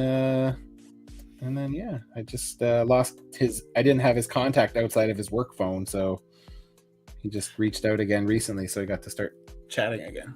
It's weird how that happens so easily, right? Like people that you were so close to, you know, at work or whatever for years, and then. So for any of the regulars in here, I think I've referenced a chef who I worked on the donuts with at my work. So Sean Figurama. Oh my god! Finnegan's like, fucking killed you. I think I just got an earthquake. Really? Yeah. Your camera shook. My whole house shook. Whoa, cool. I mean, not cool, but that or like my roof just collapsed. Hopefully that's not that.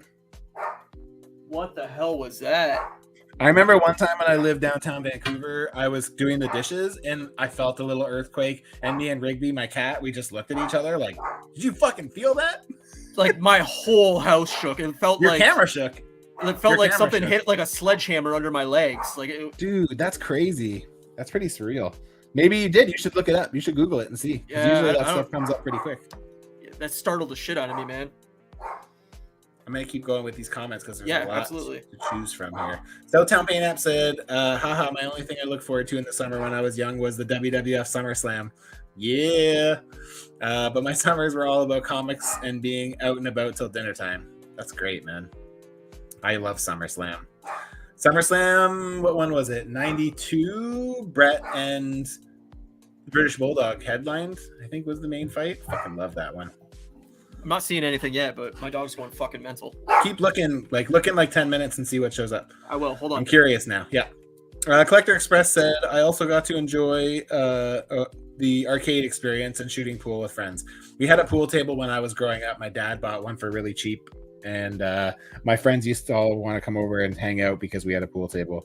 But then it got to the point where I didn't really want to play pool anymore. And all my friends still wanted to come hang out and play pool. So he also bought an arcade once, but it was a really shitty game. So we didn't really play it. Nike Boy said, 19 here, growing up playing with toy cars and almost getting kidnapped from my yard. Times were different. Jesus Christ, dude. What the fuck? Where do you live? That's not good. We were in my neighborhood where I grew up in was very safe. There was lots of kids, so constantly kids outside running around and playing games and road hockey and baseball and all that jazz. But well, the whole street's black, so crazy. All the street lights are out. I don't know what the hell happened, but my power's not out, so that's good. That is good. Is your neighborhood's power out, or is it just because the entire street's black? So earlier, Ryan sent me a hydro map of his neighborhood, and it's like every single thing around him is all out except like his little pocket and like one a little bit down the street, and that's it. Everybody else is out. We got like a super bad ice storm that was like a mixture of rain and ice, and so all the transformers and power lines in the city is all just dropping from the weight of the ice. The ice, yeah. So like right now it's like 50% of the city doesn't have power, but I lost power for like a second, but that was it. But yeah, I don't know if it was an earthquake or what, but that's crazy. I hope you can find out while we're all here still. Yeah, I'm looking, but Jordan from Canada said, I used to draw so much before the internet. It did take away from my creativity. I used to draw when I was in high school. I stopped when I was in high school. I took art class and then like I kind of stopped. But I wish I didn't, but I also don't care. So because I was never really good at it. So all my drawings always looked stupid. So ultimately didn't matter. It's a different skill set, right? Like, yep, yeah, for sure. So I have pretty much put all my base pieces down on all this stuff. So I'm gonna just do a quick full screen on my custom cam here. Do it up, buddy. So I got my base down for her side of her head. I got my base down for her arm. That'll be a pretty easy one. I have a base down for her leg and for her sock, and then I have the base for the boots. So now I have to actually do all the work. And then I also have to do a little piece right here too, which I'll quickly just do. But there we go. So fucking A. Marcus Yee said at the Sunny channel, is Sunny here? Did I miss that? Or are you just quoting him? He said, you're so preoccupied with whether or not you could, you didn't stop to think if you should. Jefferson Goldblum, paraphrase from Cretaceous Playground. Oh, is that? Oh, yeah. Did I miss Sunny? Is Sunny here? I don't know. I didn't see it, but Sunny's a funny man. I could have missed it, but I didn't see it. But love it. Love me some Jeff Goldblum, man. Love Jurassic Park. I also love Jeff Goldblum. Jurassic from Canada. Jordan from Canada. So town Payouts, my bro, and all would be depressed after SummerSlam. That meant back to school. True that. Yeah, man. It's almost always was on my buddy Chris's birthday because it's right at the end of August. So nice. We'd always watch SummerSlam, man. I love it. Figurama said, some people just live to bring others down. It gives people a reason to live. Yeah, man. It's very true. Yep. Choose to be better is my motto. Fuck yeah, I agree. You've been selected for the Olympics. Isn't that just Hunger Games or jury duty? Yes. Kind definitely. of, but like, just think of how much more entertaining the Olympics would be if there was like, hey, this guy's 65 years old and 400 pounds. Let's see him do the triple jump. You're doing long jump. Yeah, exactly. Like, it'd be great to see a bunch of out of shape dudes trying to fucking do hurdles. It's like running. Yeah. Ryan just had a fucking heart attack trying to do a hurdle. He didn't even make the jump. You died before you fucking take off. It's great. Like, just measure for wherever he fell. That's going to be his number. Yeah, that's his number, man. Jordan says, grateful for all the guys I watch in the toy community. It helped me get over some hard times. I love that when people love toys, it's such a pure, raw enthusiasm. Yeah, man. We have a great community. We're lucky. And again, if every community has some bad apples, and like I said, if you thrive on the haterade, kudos to you, man. Everyone has a thing and whatever. No judgment, but it's just I can't imagine doing a hobby as much as I do it and like being miserable about it. Like really, it's the thing that makes me the most happy in my life is my hobby, really. I mean, my family and stuff too, but like, yeah, of course. Sometimes it's nice even to escape from that, really. Like, So I hear you. Marcus says, "Oh shit, I think that's about me saying about Sean being here with the donuts because Marcus has been my donut fan for a while." Collector Express says, I do like getting to connect with others that enjoy our hobbies on social media. If it wasn't for Instagram and YouTube, I wouldn't have got to know so many new friends, including Matchu. Yeah, man. See, that's what I mean. It's like you get people who are like-minded, and it's like, again, not only do you strike up good relationships, good friendships, but like you also can learn from them too, right? And also, like, it's people you would have never got to meet in your regular life. Ever. Yeah. I mean, people that live across the world or in different time zones or wherever. It's like, where would you ever run into these people in any other circumstance? Like, it just wouldn't happen. And it's cool because, like, for me, my job allows me to travel, like, not a lot, but a bit. Like, a couple times a year I go, like, to different places for, like, food cons. This year I'm going to California, and I fully intend on reaching out to people and seeing if anyone wants to connect while I'm there, because... Well, even when we go to Fan Expo, right? Like, yeah, I'm gonna try to hit up. We mentioned to Jordan if he can make it work. Like, I'd love to meet up with Jordan. I'd love to meet up with Kevin from Toying Around. I'd love to meet up with Bearded Builds. Like, there's a lot of really good people in the community that I'd love to connect with. So Absolutely. yeah. Jordan says that's wild Moosemilk. I don't. Oh, he's talking about the earthquake, I think. I don't know. I don't see anything yet, so it might not have been. Maybe a tree or something just fell outside. Like, Maybe. I don't know what the hell happened, but it was a huge thud. My dog freaked out, as you could hear. So. Yeah, he went nuts. Yeah, and it happened right when your camera shook. I think it did because your camera shook. It was like noticeable. Yeah. I thought you hit your desk or something. No. It was Speaking of earthquakes, Southtown Paint App says, unfortunately, I live here in California, so going through an earthquake is like ground farts. Unless they're 6.0 or bigger, we don't even trip. Yeah, well, I live in a city that basically does not get earthquakes ever. Like, yeah, very, true. very rarely. And I think I've experienced maybe 2 in my entire life. So yeah, it's a huge rarity. Weird. It's the same with like tornadoes or anything like that. Like, I know a lot of people that live in the middle of the country in the States. Yep. They're used to tornadoes. They're used to hurricanes, on the coast and stuff like that. Like, it's not something I've ever experienced. I've ever had to worry about, so. Yeah. It's weird though, because Windsor has been getting more, like, not Windsor, but like, didn't Harrow or something get like a tornado like a couple years ago or something in the summer? I swear they did. Yeah, we've had like more wild weather than we ever have the last couple years. I mean, that's just with definitely not global warming. No, it's not a thing. Don't have to worry about it. That's not even real. The fact that it's been like 10 degrees half of February is nothing to worry about. But we do get like extreme variations in weather where like I said, like we get 2 feet of snow and it could be negative 20, 25 degrees here Celsius. And then, summers are 35 at times, so yeah, true. We do get a large variation, but just not like hurricanes or tornadoes or anything like that, really. Mm-hmm. Yeah, same. Out here, we don't get tornadoes and stuff, but earthquakes, like little ones and stuff, happen for sure. So, yeah. Nike Boy says, I had an earthquake here a few years ago, gave me a heart attack since it was at like 5 a.m, pitch black and just shaking and hearing everything falling. Crazy. Yeah, it's terrifying. I always think about if we had an earthquake and what it would do to my display, and I'm like, no. That was honestly my first concern, was like, oh God, if this thing behind me falls, I'm going to have Lego everywhere. That's funny. Figurama says, there was a quick earthquake in White Rock about 8 years ago when I first moved to Canada. It was my first. The emojis never show up on these. Yeah. Blue smiling. I was on the 16th floor of a building, so it was interesting. Shit, dude. Yeah, that's terrifying. I was on the 11th floor when I had mine, so yeah, not great. I don't like that, man. I don't like the apartment building earthquake. Scary. Yeah, not great. Jordan from Canada says there was a crazy kidnappings growing up in the 80s. My parents were extra paranoid back then. It's a shame. That's crazy. I didn't know that. And you're in Ontario, so that's weird.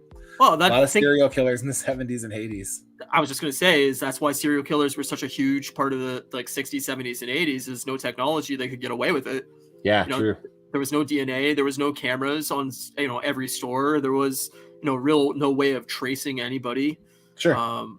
The police departments didn't really have a way to communicate stuff to each other, so like it was on word of mouth for the most part, and that's why you saw such a huge rise in serial killers. Was it didn't help that there was a lot of drugs and stuff going on too, but that's why you don't see as much serial killers anymore, is it's really hard to do and get away with. Yeah, fair enough. Yeah, I guess they've come a long way on that front. Yeah, well, if you just think of DNA, you can't really go anywhere without being caught on camera or have some kind of tracking device on your phone, on your watch. Yep, that's true.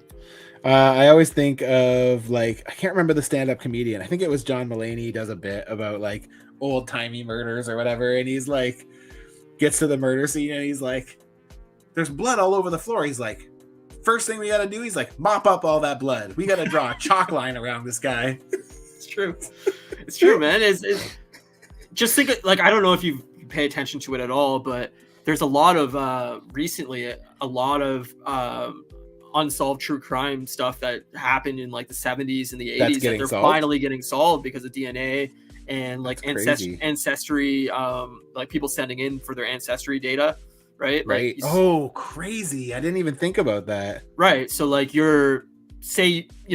I mean, obviously this isn't true. I'm not trying to badmouth your family, but say like one of your grandparents or something was a serial killer. Can we just say it's my brother since I'm not a fan of my brother? Sure. So your brother did something and they can't find who they were. and then you send in your DNA to get like your ancestry data, and then he shows up because it pings the database, and it says that's like, oh, crazy. we have a blood type that's from an unsolved murder in 1986, and blah blah blah blah blah. And so a lot of things are getting solved that way, but usually it's like a grandpa or something that did something in like the 40s or 50s, and now their grandkids or the great grandkids are go to 23andMe and get their DNA tests. Exactly. Have you ever done that? I did that. We did. I didn't, but I would like to. It's cool, man. It's cool. It tells you a lot of crazy shit. It tells you like, I mean, aside from DNA stuff, like I used an alias. I didn't use my real name. Sure. But I took my alias from an Ace Ventura movie. Very nice. Yeah, it's pretty good. But yeah, it's crazy because like it's like you just said, like if somebody else in your family did it, it'll say like this person is your brother, this person is your mom, this person is your aunt. Like it's crazy how it can do that. No, it's scary. And like I probably would use an aliases too, just because I think it's super weird that like they can get that kind of information on you, but also like I have nothing to hide, so like why would I be worried? I guess me too. That's where I'm at too. Is like I don't really have anything to hide, so it could ping a family member, I guess, or something that like I didn't know about. But yeah, I mean, I have a lot of step siblings and half siblings, so it could do something weird. Who knows? For sure. Jordan says, steal that idea about the Olympics and make a movie with Will Ferrell. Isn't that just The Ringer? No, I was gonna say Old School, but kind of, yeah. That end scene where they're all going to school or whatever. Yeah.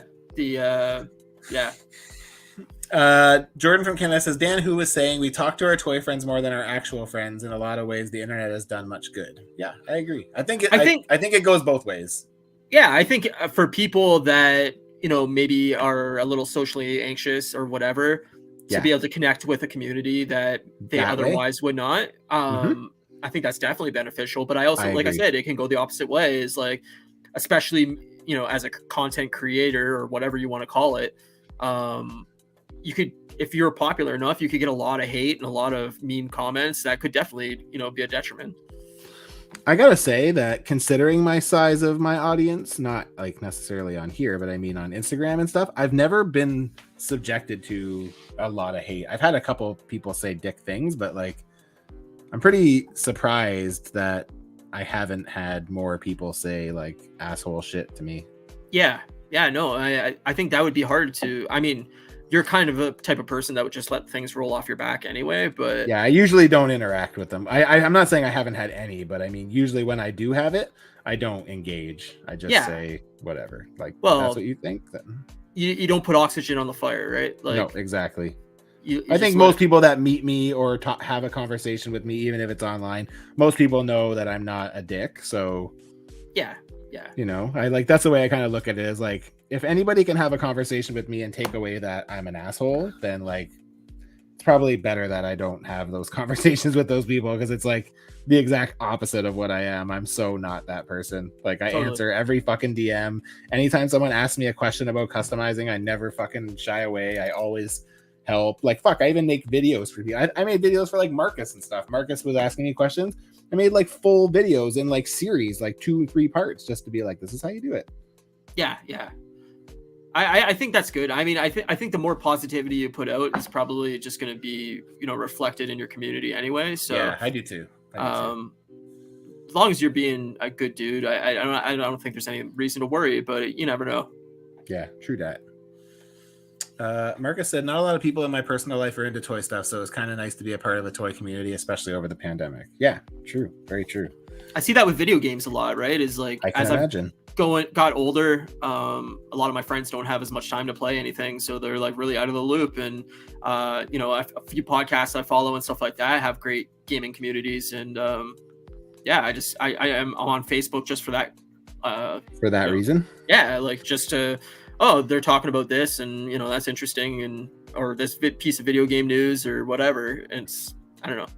I definitely the only see reason I'm on Facebook still is because for me to have a business account on Instagram, I have to have a Facebook. So that's the only reason I don't even use it. I don't even remember the last time I was on it. Like, I'm never on it. I don't really use it at all either, honestly, other than like a quick scroll down my feed every once in a while. But Yeah.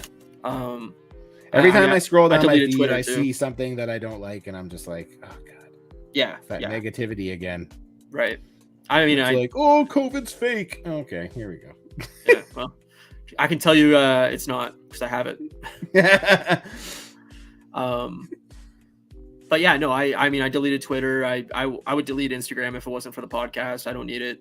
Yeah, I wouldn't delete Instagram. I like Instagram, and like I said, I'm pretty good at just eliminating those negative components. Like when I see a story, if I come across a story that I'm just like, I fundamentally don't agree with, I usually just delete it. Like or unfollow the person or whatever, or hide them. Like if it's going to cause drama, like for me, like unfollowing or something, right? Yep.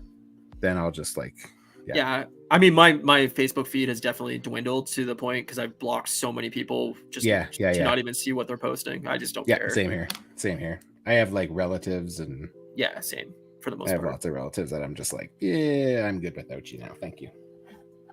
But yeah, no, I think it's, there's a lot of negativity out there, and it's easy to just take yourself out of it, I agree. Figurama says, I'm in Florida, and I'm telling you, I've been through at least 50 plus hurricanes, and they do not faze me at all or whatsoever, but they should. I remember when I was a kid, we used to go to Myrtle Beach a lot, like every year was like kind of our vacation spot. And I remember one time we went and our hotel that we stayed in got hit by like a class 4 hurricane in like 3 hours after we left. Oh man. Like we would have still been there, but my dad's like, we need to go because like shit's gonna get real. So we left early. I don't know how that could ever become normal. Like I know. But I guess when you live there and you deal with it. Yeah, but it's true. Like Florida gets hurricane, especially because they're right on the coast, like they're a peninsula, right? So they're like surrounded by it. I get that, but like to like lose all your shit all the time, like I don't know how I would deal with that. Like I don't have I mean, I guess you'd have to have insurance that would pay out. But a lot of places insurance won't, like, so for example, here where my in-laws live in Twasin, right on the water, they can't get flood insurance because they're right on the water. So their insurance company will not insure them for floods. Like I just couldn't go through losing all my stuff all the time because I'd be like, well, what's the point of buying it? Like, fuck it. Neil says, no natural disasters here in Wisconsin, just natural wonders like Jeffrey Dahmer and Ed Gein running around. Yeah. I mean, I'm a huge true crime guy. You are. I love like old serial killers and stuff like that. So those are two to claim right there. Very nice, right? Yeah. Neil always sells me on Wisconsin. It sounds like a joy. We drove through it, I think, but that's about it. No, we didn't drive through Wisconsin. That was the other way. We went through. No, it wasn't Wisconsin. Wisconsin would have been down. I think it's like right under Ohio. I think. Maybe I'm wrong. But we didn't go through Wisconsin. We went through Illinois. We went through Michigan, Illinois. North Dakota, I think. Yeah, Dakotas, Montana, Utah, Washington. Yeah. I think that was it. There was maybe one more. I can't remember. We're referring to when I drove to BC. Ryan came with me when I drove out to BC. So. Yeah, man, I miss it. Collector Express says, "Oh, I need to reply to Ron and Toy. They agreed to come on my channel and talk about their current and upcoming projects. If anyone would like me to ask them any questions, let me know." Ron and Toy, what is that? What are they doing? You have to enlighten me because I'm not familiar with the name. Speaking of which, when we were doing This Week in Customs, a bunch of people in the chat when we were looking at One Oak Customs were like, "You should get One Oak Customs on because he does cool shit." So I told him, I was like, "Hey man, all of my chat wants you to come on and like talk about your hot glue abilities because he does really cool shit with hot glue." Nice. And he was like, "Yeah, okay, sweet." So he's coming on in 3 weeks, March 15th, I think. So dope. So yeah, man, pretty excited about that. Look at you, all the guests. I know, I have guests after guest after guest. It's been like 4 weeks in a row with guests. It'll be like 7 by the time I'm done because Toy Farce is next week, Token Customs is the week after, One Oak is the week after that. So awesome. Lots of guests. Marcus E says, Somerton man, boy in box, lady in the dunes, and now hopefully Madeleine McCann. These are all crimes that got solved by DNA. Gotcha. Yeah, there's a lot. There's a lot. Southtown Paint App said, "Oh my God, totally forgot my only scary summers when I lived in Los Angeles, and it was the summer when the Night Stalker Richard Ramirez was all over the news. So staying out late at night was a no-no." That's some scary times, man. Night Stalker was nothing to fuck with. I don't know that one. Oh, I don't know my Richard Ramirez was like he was going around and like fucking raping and killing like old women and shit. Jesus. And he like drank blood and like all kinds of weird shit. Yeah, he's a fucking mess, dude. That's pretty messed up. Yeah. No good. You don't want that. Bad times. Yeah. Marcus E says, "I'll give you mean comments just to add a little razzle dazzle in your day." The next comment. Amazing. That was after you said I gave Marcus some videos tips on how to help him do some customizing work, and now I feel bad for the razzle dazzle. NYC says, "Can you share some of those tutorial videos you made for Marcus?" Yeah, they're nothing crazy, but I can. If you just send me a DM if you don't mind, because I have a stoner memory. So if you remind me, I'll definitely do it. But yeah, I can't remember even what it was. What was it, Marcus? Was it? I think it was cracking torsos was one of them, and I think another one was taking like dismantling pinless joints. I think I might be wrong, but I can definitely send you what I have. I've done stuff for more than just Marcus, so whatever I have, I can share for sure. So Neil says, "Right now there's some dude running around having sex with diapers on the loose. Wisconsin is a loose cannon." The states in general, man. The states in general are a loose cannon, man. Some of the shit that I see. Sure. I'm a huge Last Podcast on the Left fan, and they do a weekly show on Wednesdays that is just like random true crime news. And I think it was in California. There was just a guy that was dressed up in like a fucking Cookie Monster outfit that was doing all kinds of crazy shit. And they're just like, "Yeah, don't go near that Cookie Monster." It's like fucking California, man. That's crazy. Yeah. Some weird shit. Yeah, the U.S. definitely has some weird shit. Not to throw shade on the U.S. because I have a lot of friends in the U.S., but there's definitely some crazy shit going on down there. Like from everything from politics to. That's what happens when you don't have healthcare, man. The mentally ill get to go a little crazy. Yeah, man, it's crazy. There's oftentimes where I'll just read something and I'm like, "What the fuck is going on down there?" Yeah, it's like, a wild west. Shit. It's nuts. Yeah, it's a wild place, and I mean, just be safe out there. Yeah, true that. Definitely. Not that Canada doesn't have wild shit either. So yeah, we do have wild shit too, but it's on a different level usually. And well, we're like 1/30th the scale. That's why. Yeah, that's true. It's not as noticeable. No. You go to Toronto and Vancouver, you're gonna see some weird shit. You know. That's accurate. Yeah. Vancouver has got no shortage of. It's like I used to remember when I lived downtown Vancouver, driving home at night, I would see like people riding like unicycles, and I'm just like, what the fuck? Like, you can't tell me that is the most effective a way to get to point A to point B. Like, how does that? They're just. I mean, they're trying to get all the hot chicks that love unicycles. You know. There's a huge lineup of chicks that love guys on unicycles. That's why Nothing screams big dick energy. Oh, totally. Like a unicycle. Unicycles are huge. Like, see that guy dragging his dick all over town, man? That thing was dragging. It almost got caught in the spokes. Yeah, it got road burned. Yeah, you don't see that shit here as much. I mean, we got a homeless problem. We got a bad. Yeah, you guys have bad homeless, especially downtown now, right? Fentanyl issues downtown, man. It's real bad. Downtown's gross down there now. When I was home last, I went and met Nate.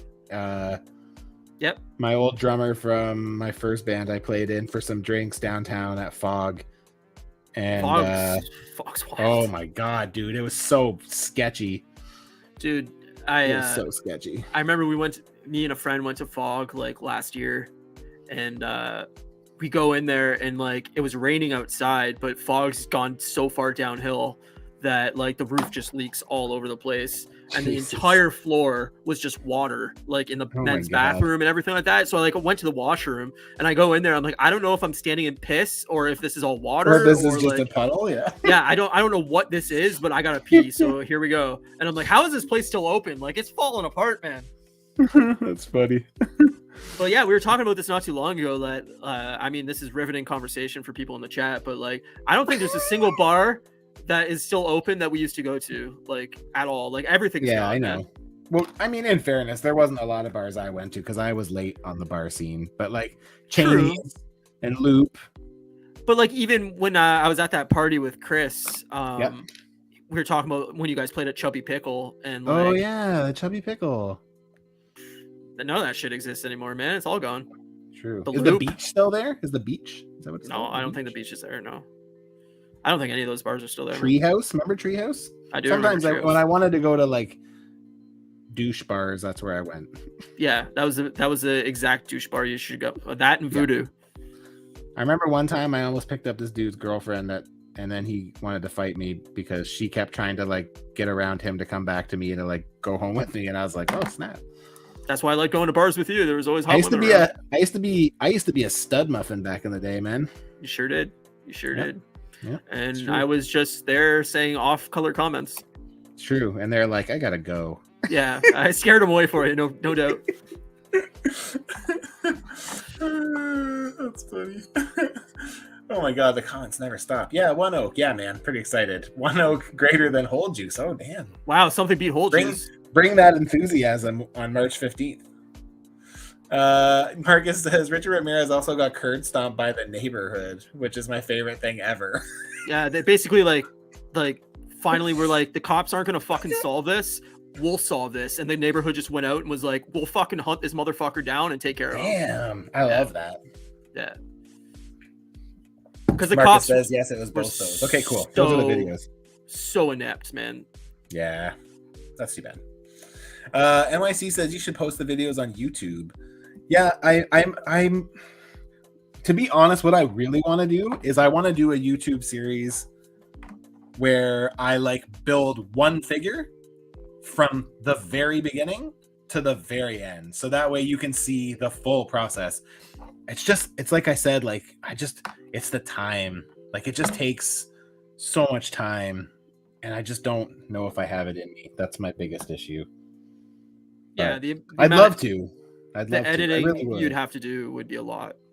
Like even if I did it in a more raw format where like I didn't really do a lot of editing, I may Yeah, eventually. but Like I the want video to. It's would on be my like radar. 50 hours long, right? Like, Yeah, but that's okay. I could just do it in pieces. yeah, I guess. Yeah, I could say like, here's the prep part and do all Sure. the prep. sure. We're done prep now. We're moving on to painting. Moving so on on and to so forth. sculpting, then Yeah. painting, and Yeah. prep for Yeah. painting or whatever. And This is how I Yeah. prep. This is what I need Yeah. to do. Blah blah blah. blah. yeah, I want to do that. I just it always comes down to like hindering what I'm working on my table. So, but Well, I'm if- trying to find the right figure to do it with, because the other thing is like finding the right figure to do that with, Right. because it's like not everything is that exciting. I want something that could touch on a little bit of everything, certain types of sculpting, but it's like when you get into like the really crazy stuff, which I often do, it's like it's not really applicable to most people, because it's like I'm doing stuff that's like most people wouldn't tackle. Sure. Sure.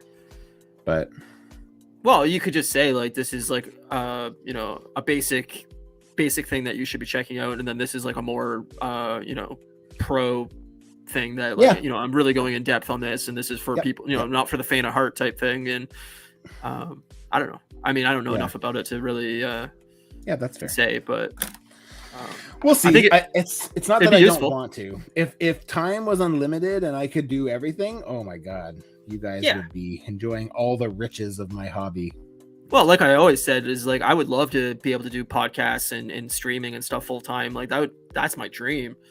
But That would be cool. if I didn't have to work at my job, which I absolutely detest my job more than anything, if I could just stay home and hop on when I get up and do some streaming, do a podcast, have Do a guests little on, jerk off. sure, Online. just do my OnlyFans check-in, all that shit, and make a living doing it, I would do it in a heartbeat. Yeah, for sure. I get that. That's funny. Man, there's comments galore tonight. You guys are the best. I fucking love it when we get a good chatty group. Collector Express says they're a third-party company that makes a lot of toys for different properties. They're going to be making a Marvel Legends scale Dodge Charger. Oh, I know who that is. Yeah. I've seen those with 4 different versions of famous movie cars. That's cool. That's awesome. That's very cool. So, so everybody, if you have any questions for Ramen Toys, Collector Express is going to be interviewing him on his channel. Go check that out and send him a DM with any questions you might have, because it sounds like he's going to have an opportunity to ask away. So, yeah, that's awesome.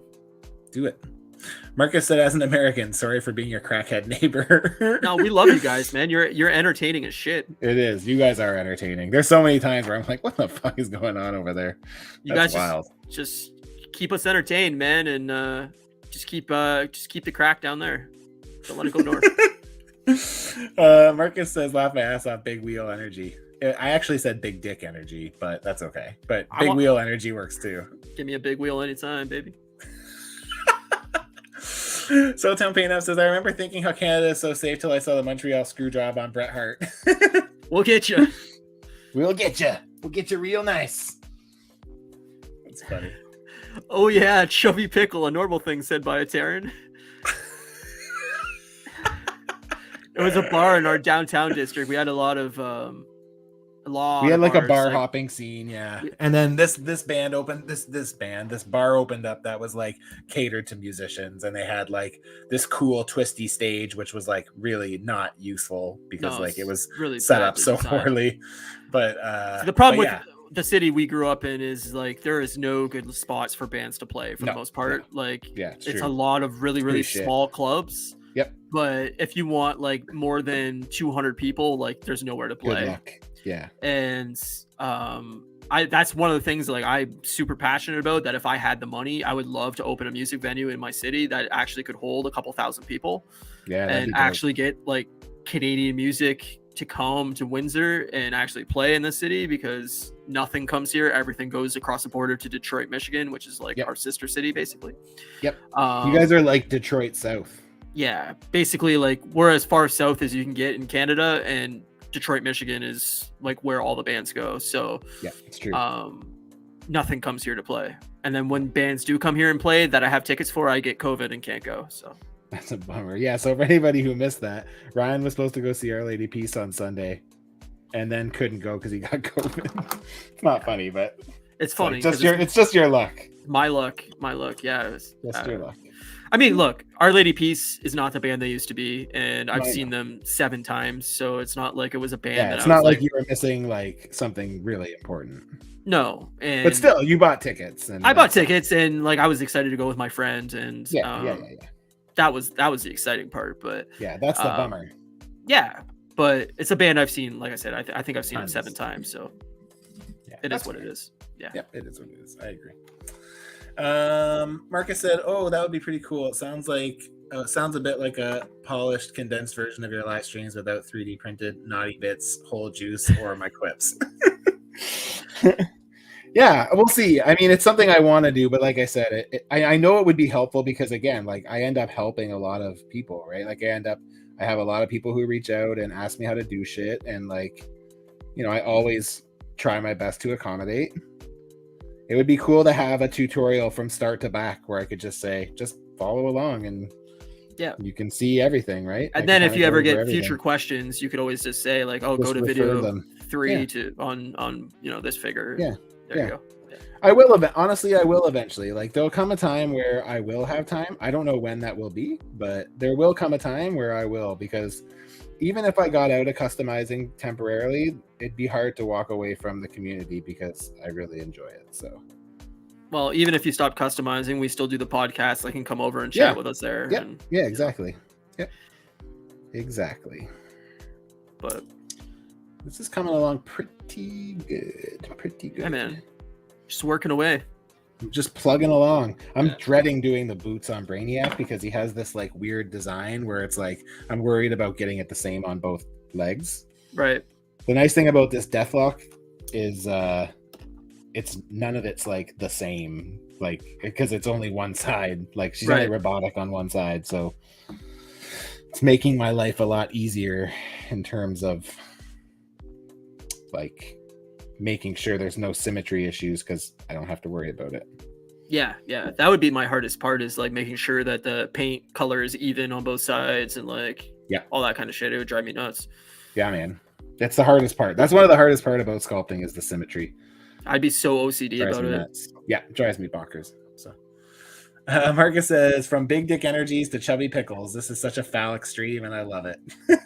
What kind of content you don't get forget here? about hand jobs at Fan Expo too. We do that too. That's coming. That's August. Coming. Yep. That's what she said.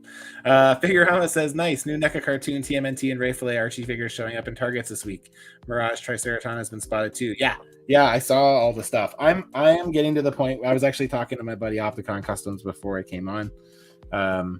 I'm getting to the point with my NECA turtles. Not that I don't like them. I love them. But I'm getting to the point where my display is like, I'm happy with where it's at. Like, I don't feel compelled to own all of it. They're getting into like the super deep cuts that I don't really feel like I need to have anymore. But there's still a handful of things I want. Like, I really want that accessory pack. That Toon accessory pack looks pretty fun. And the what's it called? Mona Lisa and Dirk Savage and the Rex one are the ones I'm looking out for right now. So I think I'm going to skip all of the Rocksteady and Bebop gang. I don't really feel like I need them because I didn't get the human version of Rocksteady and Bebop. So, but yeah. I'm not seeing anything about this earthquake. So I don't know. Maybe Man, it was my. When we're done, you should look at the replay and see Yeah. your camera shake because it's crazy. It shook for sure. I mean, maybe a tree fell outside my house or something. Like, I have no idea. It could have been anything. You're gonna go outside and there's gonna be a tree on top of your house. I mean, I hope not, because that sucks. Me too. That would be shitty. That would be really shitty. That happened to me at the other house. I probably told you. Yeah, man. When I lived at my old house, the tree in the back got hit by lightning and fucking it collapsed into my neighbor's yard. I do remember and took out their power line and everything to their house, and I was worried their house was going to catch on fire, so I called like Enwin and everything. But yeah, I was terrified because I was like, I don't have money for this. Like, if I have to pay for like all this, like I'm shit fucked. Goes sideways, you're fucked. And it turns out like insurance covers active nature, so good. Yeah, I didn't have to worry about it. But did you have damage to your house? Just your fence, right? My fence got taken out, and it was my neighbor's house that ripped their like stack out of their house for like their electricity or whatever. Damn. So they had to get like an electrician to come and fix it all and rehang their power line and all this stuff. But that's crazy. Yeah, dude, it's no good. It's no good. That sounds like a bad time. That's the shitty part about owning a house is like, yeah, man. Shit goes down and it's like on you, and it's like, well, I don't have any money, so I don't know what you want me to do. That's one of the good things about having a condo, although I would still probably end up having to pay to a certain degree. But yeah, but like you don't have a lawn to worry about. You don't have. I love that. Yeah, I would love that too. I hate taking care of that part of the house. Like, I can't stand cutting the lawn. Kate always gets mad because whenever we talk about owning a house, I said, if we ever own a house, you have to cut the lawn, because I swore off cutting the lawn when I moved away from Windsor. Totally. I even told my mom, I'm like, I will do anything you need, but I won't cut your lawn. That's the only thing I'll never do. I swore off cutting lawns. I fucking hate it, man. I hate it. Well, I have bad allergies to that sort of stuff, so like I end up just like having to cut the lawn with like 2 Kleenexes jammed up each nostril, because I literally am like a faucet. It just never turns off. I just wish I had the money to cement my front yard. I would just cement the fucker and never worry about it again. Never deal with it again. But I mean, that sounds like a good idea to me. I told Kate we could put in AstroTurf. That would be my buddy Chris did that to his front yard. Yep. Nice. He's like, fuck that. Yeah. I'm not doing it anymore. AstroTurf. I wouldn't either. Yeah, I mean, if you have the money, AstroTurf is expensive, but yeah, I know it is. Yeah.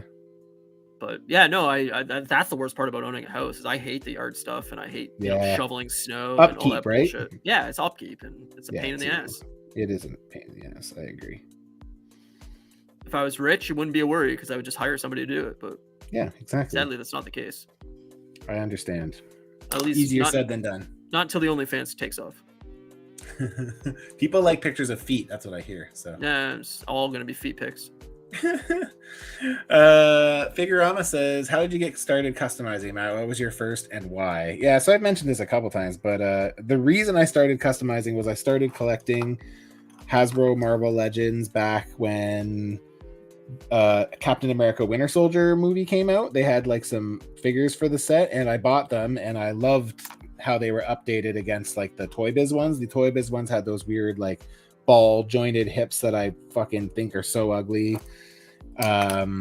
So once I liked them, I was like, oh man, I'd love them to make X-Men, because like the only thing I collect really are X-Men and Spider-Man for Marvel stuff. So I wanted X-Men, and at the time Marvel was doing that whole like X-Men boycott. They were like not pushing X-Men in the comics because Fox owned all the movie stuff, and they were pushing Inhumans in place of it. So I wanted to make X-Men using like modern Marvel Legends bucks. So I ended up making the first figure I made. The first proper custom I made was a Jim Lee Cyclops, a 90s Cyclops. And yeah, like that's pretty much what all of my first customs were. They were all 90s X-Men for the most part. There was a little bit of MCU stuff in there, but it was like 90s X-Men almost exclusively. So Remember when we were that's really why. Get an Inhumans movie? Yeah. It's I'm so glad that never happened. Me too. Oh my god. But I mean, in fairness, they do that TV show and it bombed so bad. So I'm glad that they had to eat that, because yeah, it turns out nobody gives a fuck about the Inhumans. It's true. Hey man, they're old. I think they're older than the X-Men, but I honestly, like, who wants that? Not me. Give me the X-Men. Maybe if it's done right or something, but I mean, I would take X-Men over that 100 out of 100 times. Like, I'd never pick Inhumans ever. Fucking not worth it. But that's how I pretty much got into customizing. So there was a need for what I wanted that they didn't make. So I was like, fuck it, I'm gonna just do it myself. Totally. And that's what happens. That's how I roll. Giving geeks the gaga grip. I need context. Figurama says, yeah, I'm just really gonna focus on the Mirage series. I love those books when I was young. Yeah, I keep telling myself I'm not going to buy any more sets of the four brothers. And then they showed off those Mirage turtles, and I was like, all right, one more set. It's even like MCU. I was showing Ryenn the new Guardians of the Galaxies figures that they showed off this week in their matching costumes. Yeah. And I was like, on Friday this week, I'm literally bagging up all of my Marvel Legends MCU figures and gonna start putting prices on them, because I'm gonna sell them all starting next weekend. I'm like, no more MCU. And then I saw those figures, and I'm like, all right, let's do one more set. I'm gonna pick up the whole wave because I can do the whole team in one shot. I'll sell off Adam Warlock because I don't care about that. I just want the team. And yeah, so I pre-ordered them today because they look really good. I'm pretty excited about them. Yeah, I don't get people's love of Adam Warlock. I really don't. I'm not excited for that character at all. Again, I think a lot of people have the same issue with it that I have, which is like, and you do too, is like, I just don't love the choice of cast, like the person. Like, the casting looks bad. The outfit looks bad. I don't like it. Yeah, we were talking about the costume before too, and it's like I feel like it's just so over stylized. I agree. It's just not really my cup of tea, but there's just too many characters now too, man. There's nobody. I don't know. I mean, this is fucking random ass tangent to go on, but like, I just feel like they've put in too much at this point. We need to start killing people off and weeding people out. I definitely agree. I think that's one of my biggest frustrations about the MCU in its current state, is like we have all these characters that it's like it's gonna take you like 5 years to get a sequel to any of this shit because they have so much on their docket, and now they're talking about slowing down, which I think they should. But yeah, fact of the matter is you still have this whole universe of characters that you refuse to kill off. Well, and hopefully with Kang stuff and the multiverse stuff is like they close out some of these characters into other universes and we just get rid of them. Yeah, that'd be cool. I'd be down with that. Because it's a shame that we're not going to get like a Shang-Chi sequel for like 5 years. Yeah, I know. Like, I know. It's forever. Yep, I agree. It's a bummer. But I guess I mean, with this being the last Guardians movie, maybe we'll lose a lot of those characters. I mean, as much as I love them, but yeah, I don't want to, but also like it would add so much weight to the movie if they did, right? Like, yeah, I really hope they kill off some Guardians. I mean, they're going to kill off Guardians. I know they're going to, some of them, but yeah. I would love it if they just really just like got rid of like 90% of them. Like if we came out of it with like Rocket and Groot intact, Yeah. I think that would be cool.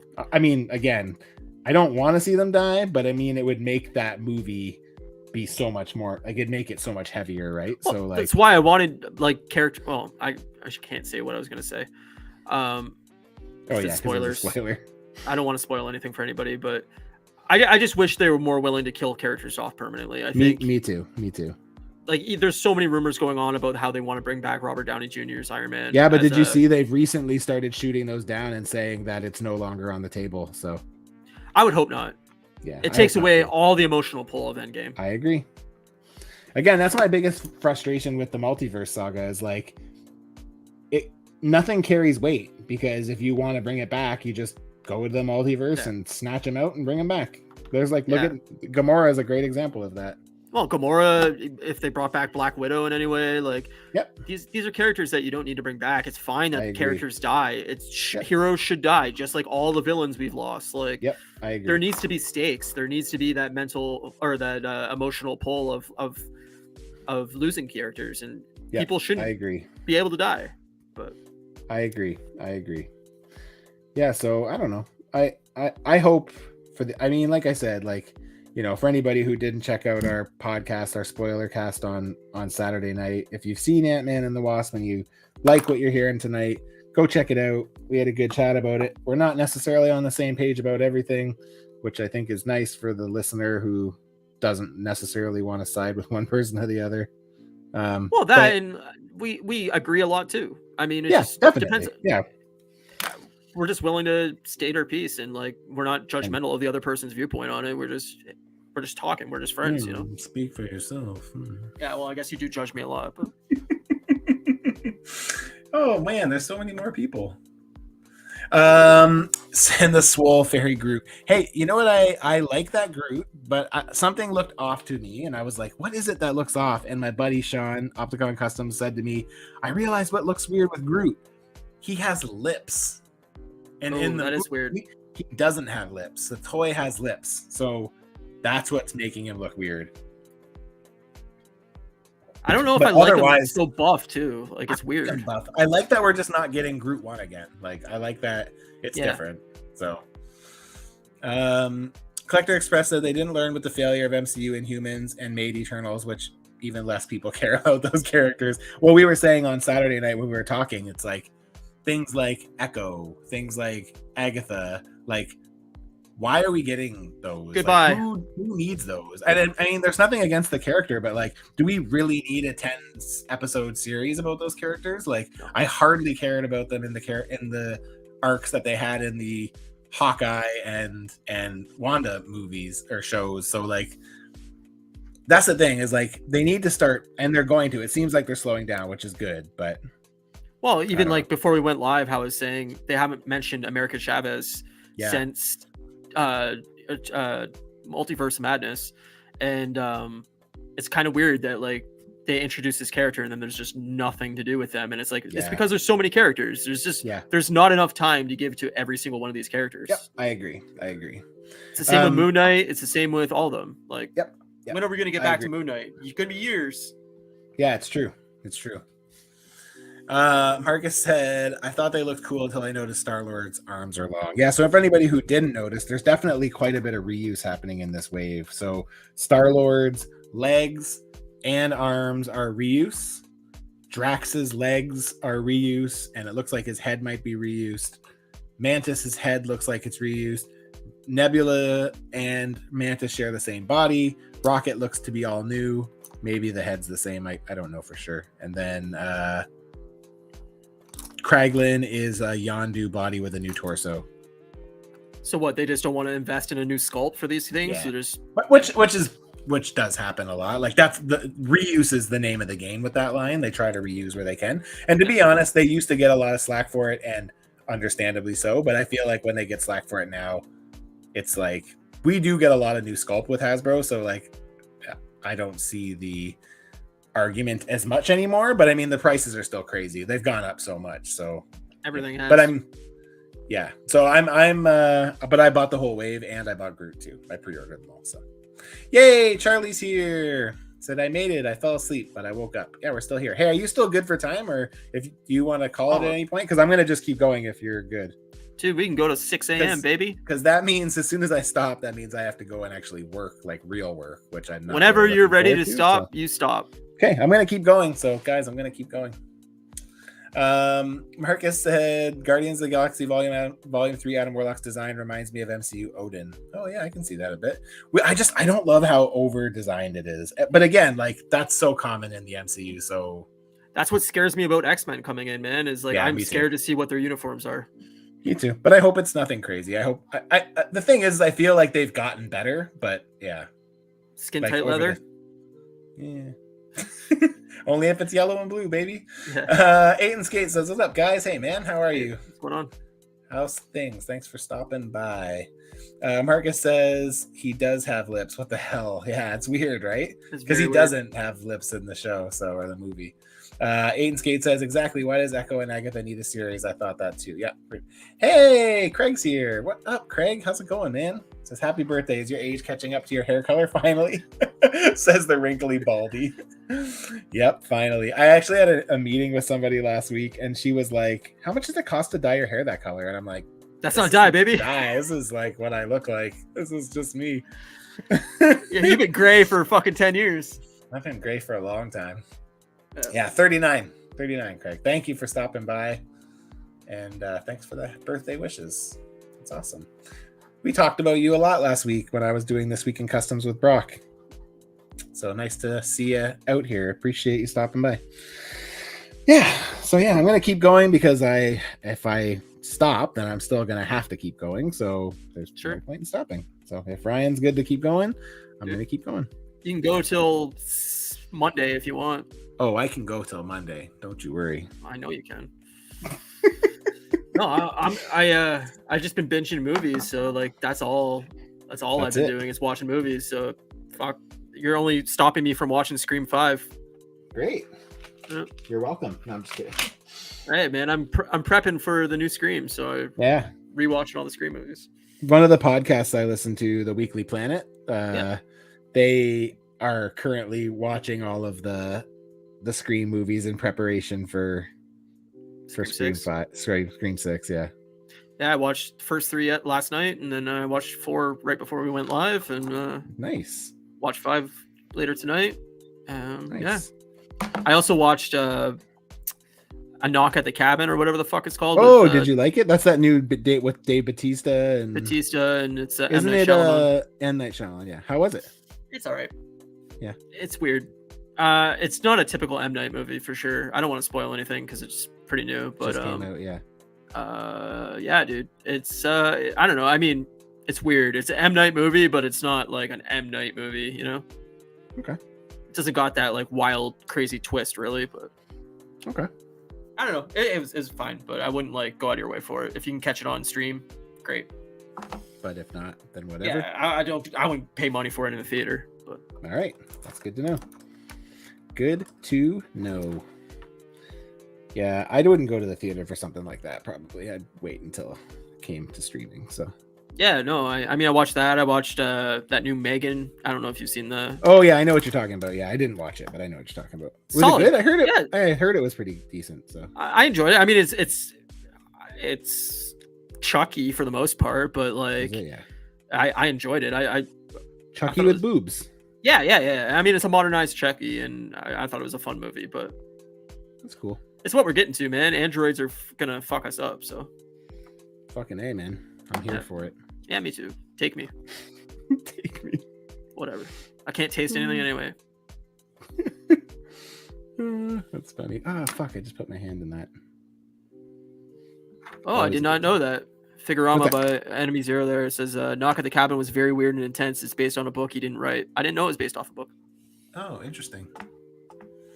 Figurama said, I enjoyed Ant-Man Quantumania with the kids, but the only figure I'll get is Kang for sure. Yeah, I'm skipping all the MCU stuff from this point on, other than the Guardians. I'm keeping a very, very slim selection. I'm keeping basically all my import main Avengers. So Hulk, Hawkeye, Black Widow, Captain America, Iron Man, Thor. I'm keeping Doctor Strange, and I'm keeping my Iron Spider, and I'm selling everything else. So I do need a drink, and then so I'm gonna be right okay. back. Yeah, go do your thing. Yeah, I'm gonna catch up on more comments while you're gone. Do it. Yeah, I liked it. Honestly, I did. I understand the criticisms on Ant-Man, absolutely. But I overall enjoyed it. So it was a good time. And that's coming from someone who has not really been enjoying the MCU as of late. So I was happy that it kind of got me. Charlie said, fuck, that's right. It's your birthday. Happy birthday, you old fuck. Thanks, man. Appreciate you stopping by. For anybody who doesn't know, Charlie is printing me some 1/6 or 1/12 scale 3D printed dildos. So I have some funny props for thumbnails. So Charlie's opening a 1/12 scale dildo shop. Check him out. Jordan from Canada said, Batista looks so crazy in that movie. He's one of the very best pro wrestlers to actors. Yeah, I agree. He's not one, like, I like Dwayne Johnson, but I feel like he's pretty one-sided as an actor. Kind of just always plays The Rock, you know. But Neil Bertram says Cocaine Bear showing this weekend. Yeah, who's going to see it? I think I'm gonna wait until it comes to streaming. I will see it when it comes to streaming because it looks funny, but probably gonna wait on that one. So, but yeah, it looks like a good time for sure. The other one that looks pretty fun to me is that new Adam Driver one. What's it called? BC or something, or 70 BC or whatever. It's like the dinosaur one where he's like fighting dinosaurs. Looks weird, but seems like a weird choice for him to pick. But I'm there for it. If that's what's up, I'm there for it. So okay.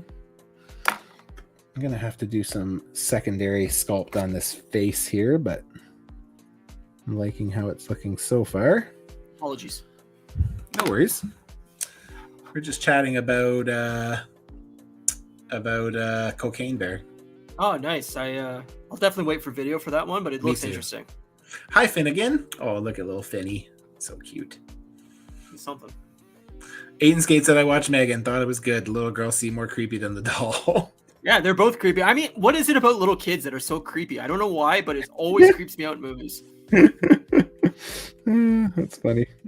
Jordan from Canada says, what do you think about AI art technology that is incredible? Yeah, it's blowing up right now, and it's scary, man. There's I follow a lot of artists on Instagram, and there's a lot of them who don't like it because they're like, it learns from your art and it doesn't credit you, which I definitely understand.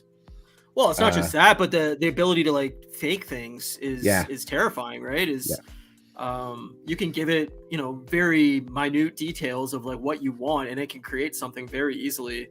And I mean, it's wrong too, which is a huge issue some of the time. But they're saying like this is the future, man. It's going to be AI driven stuff, and the fact that I think it was Google, I want to say that their revenue went up $1 billion, or their share price went up $1 billion because of their AI initiative. And then another company came out with something similar, but theirs didn't work, and it went down $1 billion. So, oh my God.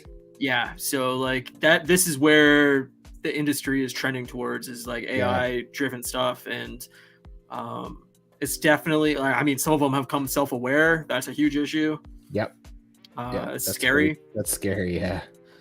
I actually meant to send you, I know that you've listened. I think have you listened to the Smart List podcast before or no? A few times, but I listen to so many podcasts, man, that it's like so the one that they released this week was Billy Crudup. Do you know who that is? Yeah. Yep. So I don't really know who that is. I had to look it up, and once I saw him, I was like, oh, okay, I know who that is. But man, you should listen to it. If you want to listen to, it's less of a podcast like that's serious and more of just four friends who are just fucking with each other for an hour. It's awesome. Fuck. It's so goddamn funny. I laughed so fucking hard. Like, it's so great. You should I mean, definitely. that's why I love the Always Sunny podcast, right? Is Me they're too, friends me too. and they just fuck with each other and make fun of each other. It's great. Yeah. I like Always Sunny podcasts sometimes better than others. Like, I don't love every episode, but No, same. yeah, but I do find it pretty funny because of that. I like the camaraderie bit, and I like. Yeah, you can tell that they've known each other for 20 years, and Yeah. it's nice. Yeah, I mean, I think that's why our podcast works somewhat well. Is I we do know too. each other and we can kind of make fun of we each can other. fuck with each other. Yeah. Yeah, exactly. Talking about Batista, he was great in Glass Onion too. Is his Figurama and 100%. Yeah, he was. He's a very solid actor, man. Like he's great. Obviously Drax is his standout role, but he's great. I agree. I like him better than The Rock. I was just saying when you were gone, like, as much as I do like Dwayne Johnson, because I do, I like Batista. I feel like Batista's a more well-rounded Totally actor, whereas The Rock is like pretty much just always The Rock in like he's the same in character he every plays. role. Yeah. So And I'm not knocking The Rock. I mean, no, I mean neither. I like The Rock. good on him. I like He's Yep. fucking making that money. But yeah, man, he's making them dollar bills, y'all. I'm kind of glad that Black Adam went away because I just really don't want to see him in every fucking comic book movie that DC is gonna put out. You know? Yeah, me neither. I'm good without. Definitely good without. I still haven't watched Black Adam. That's another movie I gotta get to at some point. But Yeah, I probably won't, to be honest. So yeah, especially now that it's irrelevant. So yeah, there's rumors that Aquaman 2 is like horrifically bad. So I wonder if they're gonna just not put it out. well, Again, how do you explain that in the DCEU after they do Flashpoint? Like, how's that gonna work? So I don't know. Aiden Skate says, "LOL, 112 dildo shop. That's a license to print money right there." That's what you're doing through your 3D printer? No, Charlie's doing that for me. Oh. This Charlie guy here. He's making me 112 scale dildos. Perfect. He's like, can you send me that head sculpt? He's like, I want to put a dildo on your forehead. It's like, yeah, man, sure, send it. Do it. I'll do it. That's great. Charlie says, for all your 112th scale unmentionable needs. 112 scale's perfect size for some holes, not all the holes. Yeah, so the reason I brought up SmartList is exactly this. Collector Express says Chat GPT can also write any kind of computer code as well with just a few instructions of what you want. That's cool. It's very scary, man.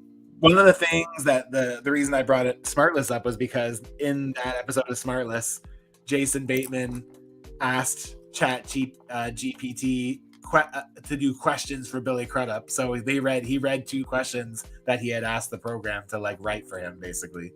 So yeah, man, it's scary. And like even podcasters and stuff are like, you know, what happens when AI can do a podcast better than us? Yeah, you ask it for a podcast topic on whatever and it can research it instantly and get all the information on the fly. Yeah. and do it on the fly. And it's like it's a scary world, man. You're seeing it in games too, like AI driven like code and stuff like that, where instead of getting programmers to sit there and fucking, you know, create a map for an entire world, you can get AI to design it, and it, you know, just makes it that much quicker. So yeah, totally. Figurama said, I do voice acting a little bit, and AI voices I despise. If I was an artist, I think I would feel the same way. Yeah, but it's true. It can only improve though, and that's the scary part, right? Is like the more they work, it's only going to get better. It's only going to get improve and get better. Yeah, true. So true. Marcus said, I kind of hope they cancel Aquaman 2 movie if it's bad. It's going to take a lot of time and money to do reshoots, which is something I don't think they have. I just saw a quick article, and like I don't know how accurate it is or if it was clickbait or what, but that what's his face that plays Aquaman, Jason Momoa is extremely unhappy with the movie and is ready to get out of DC if this movie comes out the way it is currently. Oh damn. I don't know if that's true. I don't know. You know, who knows? Like I said, it could be clickbaity, but I just that the movie's not good at all. So yeah, well, I mean, I feel like you kind of got that from what's his face when he announced all the DC stuff. Like he talked about how much he loves Flash and didn't mention Aquaman almost at all. The entire thing. So yeah, that's what I mean. Is like, how do you? Because with Aquaman coming out after Flash, how does that make any sense if Flash is going to be the restart point and they plan on using Jason Momoa as Lobo down the road? Then, like, how does that work? Maybe it's a prequel. Maybe it's, Yeah, you know, I guess. They could say that this takes place before Flash, and then Flashpoint, second half of the movie takes place after Flashpoint, or who where knows? it happens, and then we see the ramifications of that world, maybe. Yeah, for sure. I mean, to be honest though, like Aquaman 1 didn't blow me away. Like, I thought it was a pretty. I think I saw movie. some of it on a plane, and I was like, I'm pretty sure I fell asleep. So, again, not that that's a sign of anything, because me falling asleep on a plane, very common practice. If I lay down, I'm falling asleep. Like, that's just the way my life is at this point. I put on Elvis the other night, the movie Elvis. Yep. And I fell asleep like an hour in, and I woke up and I was like, I don't feel like I missed anything. I don't know if I was out 20 minutes or 45 minutes, but this movie's way too fucking long, so I'm not rewinding it. Like, I'm just gonna continue on. It's like Elvis 3 is hours. another one that, like, I'll see eventually, because I'm like, I like Elvis, but it's almost 3 hours, man. Yeah, that's a lot of time. That's a commitment. Yeah, exactly. Yeah, I'm not sure if I'm feeling that or not. So all these movies that keep coming out that are almost 3 hours, I'm like, come on, man, can't do it.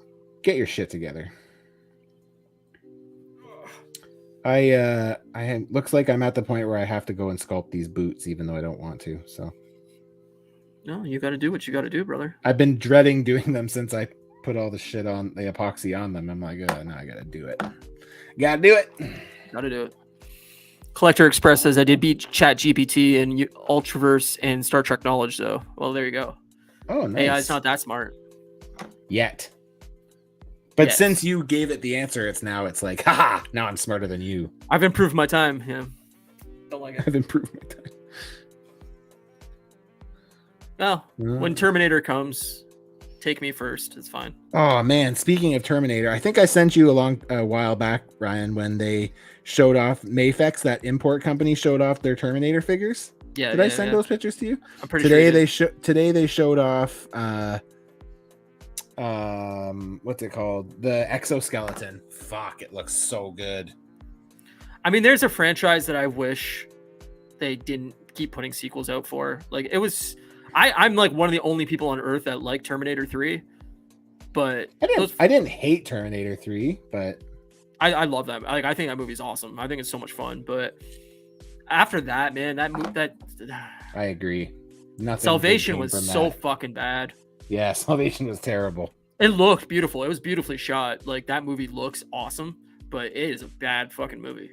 Yeah, I'm gonna agree with you on that one. It's not great. And then I can't remember what they did. Was it Genesis after that? Yep. That was a bad movie too. That was bad. That was the one where Arnold came back, right? He came back, and well, I think there's 6. Is there 6 of them? Oh, is there 6? Oh yeah, maybe I'm getting them mixed up. What's the one I didn't like the most? I just fucked that up. Oh no, I'm talking too much. No, it's okay. I was just not paying. I was being bad. I have to just start that over. Yeah, we got so many good comments here. Okay, I'm gonna check these and see instead of doing what I'm supposed to be doing.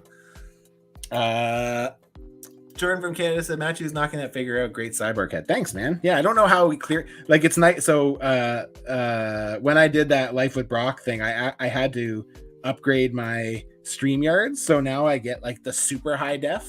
So like, I don't know how well it shows here, but like, it's really good. Yeah. Yeah, I fucking dig that. Me too. There's gonna be more going on it, but for now, that's where I'm gonna stop. And then on this one, there's the leg I did. There you go. Yep. And the sock down there, which is minimal. It's cool, man. And on this guy, this is where he's at. I dig. Yeah. So yeah, it's nice to have the high quality, but it's just for the month. So I was like, I'm not keeping that price. No way. Yeah.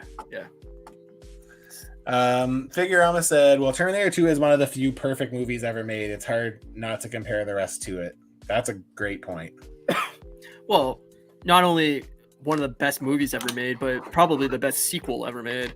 Yeah, I true. mean, Aliens is quite close. Yeah, a lot I of people call out Godfather Part 2, which I've never seen Godfather, which I know Me is neither. heresy. I to know, most people, sacrilegious. but I know. yeah. We should watch that. If we ever have a week where we need something, we should watch that.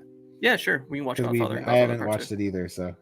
Sequels are bad. Like, it's just naturally the way that it is. It's a lesser film, so. The thing is it's hard to compete with what made something special to begin with, right?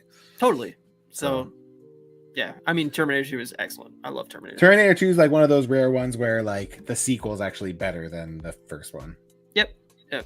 You know, I would agree like, with that. I think Terminator 2 is far superior to Terminator 1. Well, they're just I think technology progressed enough between the films where just everything improved, and Terminator 1 is very dated. Like, just some of the stuff in it just looks bad. Yeah, you know? I agree. Not the best looking for sure. No. I'm gonna try to redo that part that I fucked up. Yeah, do it, buddy. Marcus C says the Terminator franchise and Alien franchise are the few that should have ended with the second films. Yeah.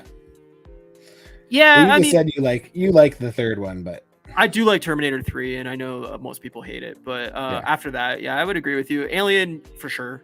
Yeah, I definitely agree on Alien. There's no Alien after 2. After 2 that I like, or Aliens. Yeah. Alien 3 Alien 2 is another one that it's like I'm quite a fan of Aliens. So am I.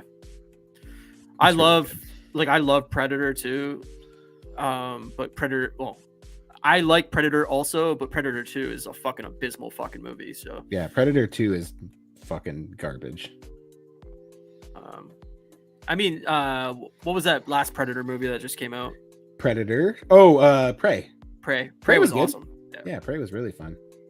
But again, that's an example of like, that's how you need to reboot stuff. Totally. You need to take it completely out of its element and take a different approach. If you're going to do that, you'll have success rebooting stuff. I totally agree. I mean, they really wanted Alien versus Predator so bad, and it just, I know they did. That was in the era where everything had to be versus. I mean, Freddy versus Jason came out. Terrible. They always wanted a Batman versus Superman. Yep. That was terrible. Like, sometimes they just don't work. I mean, I think Freddy versus Jason has its moments where it's fun. Yeah, but I guess. it's a bad movie. I mean, it's not a good I think movie. overall it's not good. But I'm surprised. If you want to read some comments so I can keep working, that'd be great. Sure. Yeah, no worries. Go down I'm gonna just undo this. I'd give you control, but I can't do that while we're doing this. So. Yeah, it's fine, buddy. Where are we at here? Marcus E, those tassels on Brainiac 5 are really well done. Bringing back those tassels, baby. Them nippies. Get them nip tacks. Jordan from Canada says Terminator 2 was the first Last of Us. Was the first Last of Us? First Last of Us. I mean, kind of, in a way, I guess. Oh, like the game, like the premise, he means? Yeah. I mean, in a way. It was, I mean, elements of it, yeah. Big Daddy needs to protect, kid. Oh yeah, I guess. But that's in a lot of yeah. I mean, that's in Oscar Isaac's, or not Oscar Isaac, what's his name? Actor who plays Joel and Mandalorian. Like, that's Mandalorian too. Pedro Pascal, yeah. Pedro Pascal. Yeah, no, it's in tons of movies. I mean, yeah. I mean, that's what the new God of War games are all based off of too. Totally. It's Kratos protecting his son, Joel protecting Ellie. You can go down the board. Prey. Figurama says, yeah, Prey is what I was talking about. Excellent movie. Yeah, Prey's fucking sweet. Marcus E says the Predator franchise has been all right, all except the Predator, which was the worst. Prey is one of my faves from last year. Yeah, 100%. I mean, Predator 2 sucks. I'm sorry, but that movie's bad. I don't love the Predator 2. Not a fan. I like Aliens versus Predator in concepts. I don't think could ever really work. I don't mind that first movie. I think there's elements the first of it one was fun. okay. The second one, the second one, they clearly did not have the budget to show off them what fighting, so to. they just put the whole movie in darkness and you can't see shit. Yeah. Oops. Home Alone and Home Alone 2 are close. Yeah, that's true. I agree. I mean, think Home Alone 1's still, it is. I think Home Alone 1's still better, but it is for sure. But I mean, it's the exact same movie, almost beat for beat. Yeah, it's pretty damn close. Figurama says Godzilla versus King Kong was lame too. Yeah, it was terrible. I hated it. King Kong vs. Godzilla. Oh yeah, I think I saw that on a plane too. Yeah, it's not a good movie. Yeah. Okay, how the fuck am I gonna do this? Fuck me. I have to do this 4 times because it's both sides on each leg, and they have to all match. It's impossible. It's not gonna be easy. Okay, I need to not look at it upside down. That's a start. You need to focus on what you're doing. That's what you need to do. I need to focus on what I'm doing, but I need to make sure. I think it'd be smart to start with this like little divots in the front here. Now the crowd goes quiet as he tries to make this putt shot. What is that moment? What's that Jason Bateman thing from Dodgeball where he's like, bold move, Cotton. See if it works out for him. 100%. Marcus Yee says Lone Wolf and Cub was technically the first Last of Us. Yeah, 100% it is. I mean, Lone Wolf and Cub, what's that? well, that's the whole premise of it, right? Like, oh, I see. You got Joel as the lone wolf and his Gotcha. cub being Ellie. Matthew, what's your favorite birthday cake? Jordan from Canada wants to know. My favorite birthday cake. I'm a big red. I like red. I'm not a huge cake guy, but I like red. I like red velvet cake. I think it's pretty good if it's done right. The only cake I like is ice cream cake. Oh, I like ice cream cake, but I haven't had it in a very long time. I'm not a cake guy at all. No, yeah, you're not a sweet guy at all. I love donuts. That's about it. That's it. I'm not into the sweets. I don't like cake. I don't like pie. Yeah, I like donuts a lot. I like bread. Bread's a weakness for me. Same. I love bread. I'm a big bread fan. That's the Italian side of me, man. I love bread. I don't know where that comes from. I guess because I always worked in a bakery, maybe. Yeah, I think that's just that would make sense, probably. A part of your life for so long. Yeah. So, yeah, I like bread a lot. It's good, but I like donuts a lot too. Oh, I could eat a donut every day. Like, I could probably eat 4 donuts every day. I love donuts. Yeah, I like donuts too. They be good. Collector Express says, I would have liked to have seen them actually make Ash versus Freddy versus Jason movie. It was rumored for so long, but I think Freddy versus that was Jason rumored. Yeah, they wanted to make another Freddy versus Jason movie, and so they wanted to include another character, and they definitely could not do Michael Myers because the rights issues and everying. But they wanted to do Ash, and Ash would be fun. It would be a fun movie for sure. But I think the rights is a huge issue for those kind of movies, because you don't whoever owns the property doesn't want to see them want theirs to lose. Yeah, that's why Freddy versus Jason was such a fucking colossal shit ending, because nobody could fucking lose and nobody could win. Right. AVP comics were good, says Marcus Yee. It wasn't adapted to the big screen, unfortunately. I really wish we get Blomkamp's Alien 5 movie. That would have been so good. Yeah, I heard about that. Yeah, I really wanted Neil Blomkamp to do Alien 2, and sadly, that's just never going to happen now, it looks like. I mean, I wanted a District 11 movie or District whatever movie, District 10, whatever the fuck he was going to call it, a second District movie, because I think District 9 is awesome. District 9 is great. I only saw it once, but I should watch it again because I really liked it. It's a fucking solid movie, and yeah, it is a solid movie. I agree. He was supposed to do a sequel to it forever, and then he did Elysium and something else, and they were both shit. And there goes all the chances of doing a District movie. Yeah. Ron Krishna says, Matthew, what up, buddy? Ron, what's up, my friend? I haven't talked to you in a while. Hey, Ron, I'm gonna have your Strife figure soon. My new one comes in this week, so we'll have to connect in the next few weeks. Marcus E says, I've been digging strawberry shortcake as of late. Really want some now. Oh, strawberry shortcake is delicious. Strawberry shortcake is delicious. That is a cake I can get down with. Yep. It's a good one. I like it when the like whipped cream kind of absorbs into the into the sponge. Fuck yeah, it's the best. Yeah, man. I'm so hungry for food. Like, yeah, me too. Just not being able to taste food for 4 days. Like, I was literally talking to a friend about food, and I was like, I've never been this horny for food in my entire life. Like, I can't wait till I can taste things again, because I'm going to get, like, fucking Taco Bell, McDonald's, a pizza, and I'm just going to get, like, fucking 200-300 pounds in a weekend. Like, I'm just gonna gain so much weight. I'm craving food so hard. Yeah, I couldn't. Like I said to you, I could probably handle losing my smell. Like, No, you couldn't. no. I'm telling you, your tasting food is so dependent on smell. Yeah, maybe that's true. You don't realize how much you need it until like when I first don't have it. When I first lost the smell, all I had was this like chemical ammonia smell in my back of my nose. That's all I could smell. Gross. And I think it's because like all my scent, like whatever glands or whatever the fuck it is, just like died from COVID. So I just got this like chemical smell in the back of my nose. So everything I ate tasted like a chemical. Ew, that's not great. No, so it was like really hard to eat anything for like the first day or two. But now I just have no taste at all. Like I can't. Nothing has any taste. That sounds incredibly unappealing. It's awful because like it doesn't matter what I'm eating or what I'm putting in my mouth. It all tastes the exact same.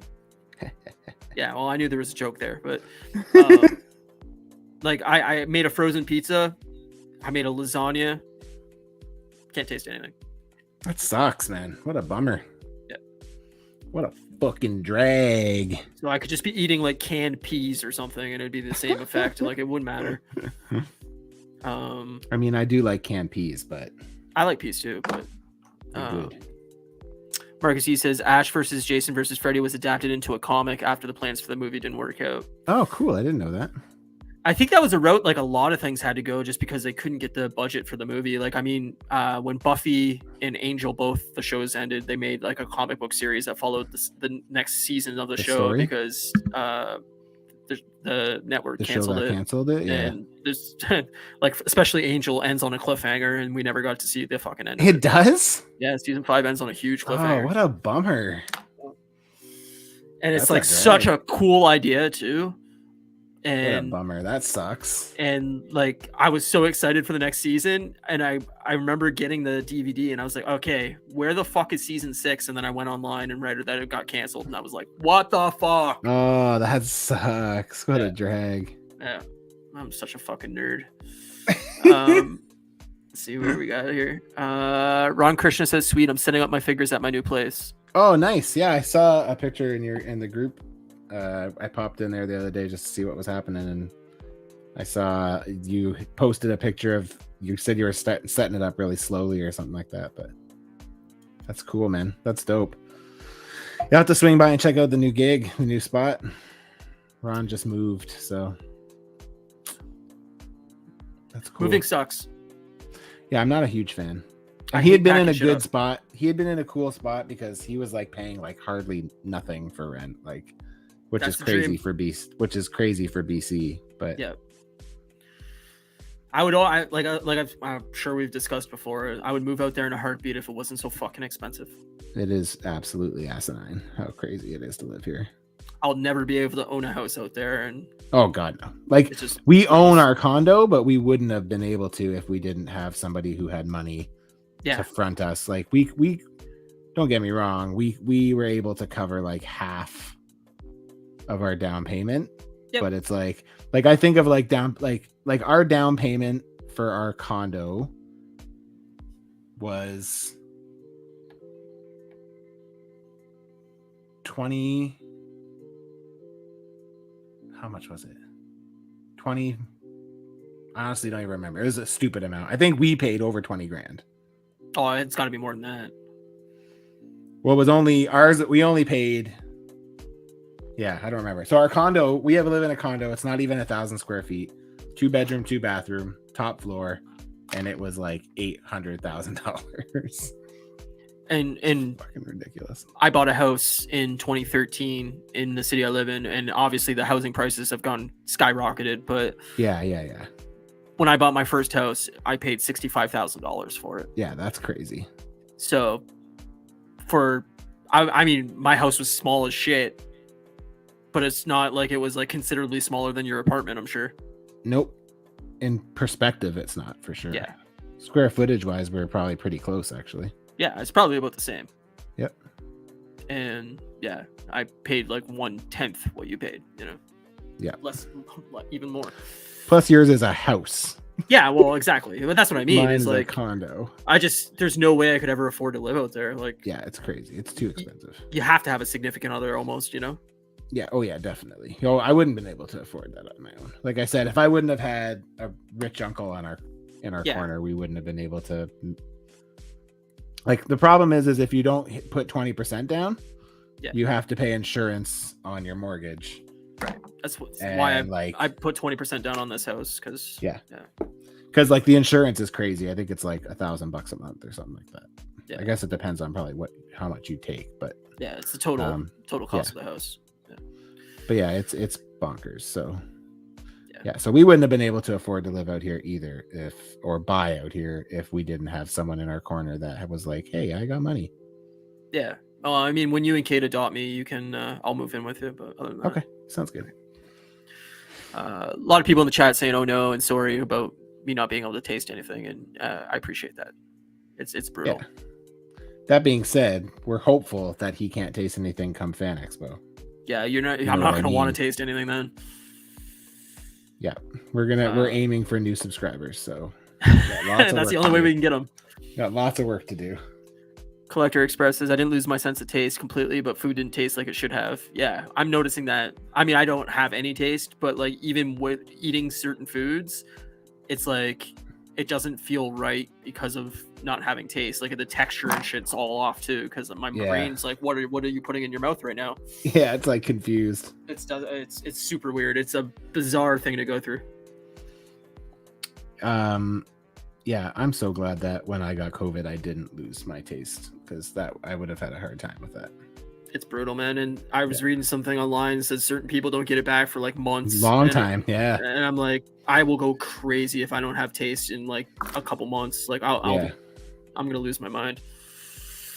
Yeah, hopefully it comes back. One of my employees saying to Ryan, one of my employees just got COVID last week too, and she didn't lose her taste or her scent, but she or smell, but she was like so fucking sick.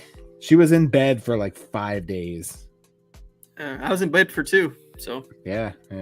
I remember when I got COVID, I had to drive 8 hours home because I was out of town working. Right, I remember that. And it was the day that Roger's power went out and like all the cell phone receptions was gone. So I drove 8 hours with COVID, with a fever. Not dangerous at all. Not dangerous at all. Without a cell phone. Yeah, it's fucking Great. balls. Great. Ron Krishna says, yeah, for sure. Now I'm in a bigger place. It's only paying $1,200 as opposed to my $550. But I got laundry at my place now, which is awesome. That's nice. Yeah, that's nice. Laundry is important. Laundry is such a pain in the ass when you don't have a laundry machine. I agree. We didn't have a laundry machine in our first place, and that was the only time because Kate was like, your rule is you want a balcony. My rule is I want in-suite laundry because hell yeah, doing that. It's a pain in the ass, man. It is a pain in the ass. And I was like, I support that decision. Yeah. I totally get that. Like, I don't know how you. I couldn't live like that either. So. No, me neither. Not happening. Collector Express says, I tried to eat pizza rolls and it was like eating chemicals, like you said. Yeah, exactly.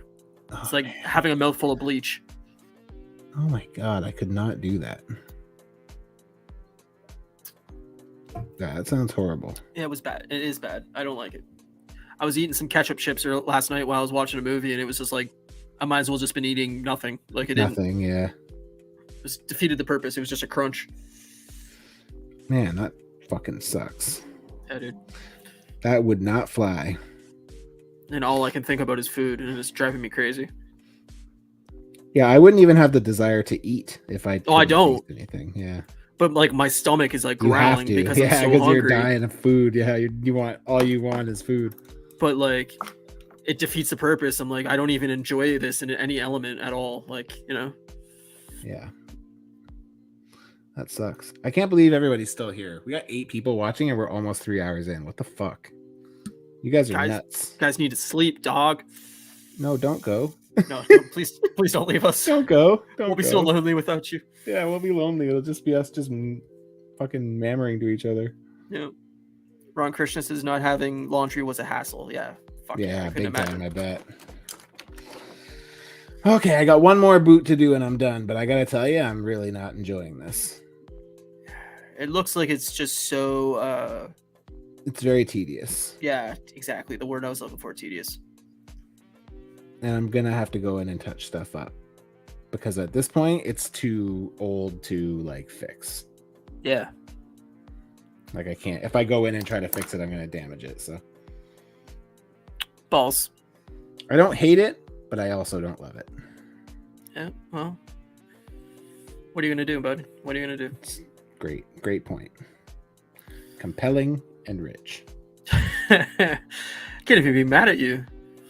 You It's ate that amazing. whole wheel of cheese. We had a whole wheel of cheese.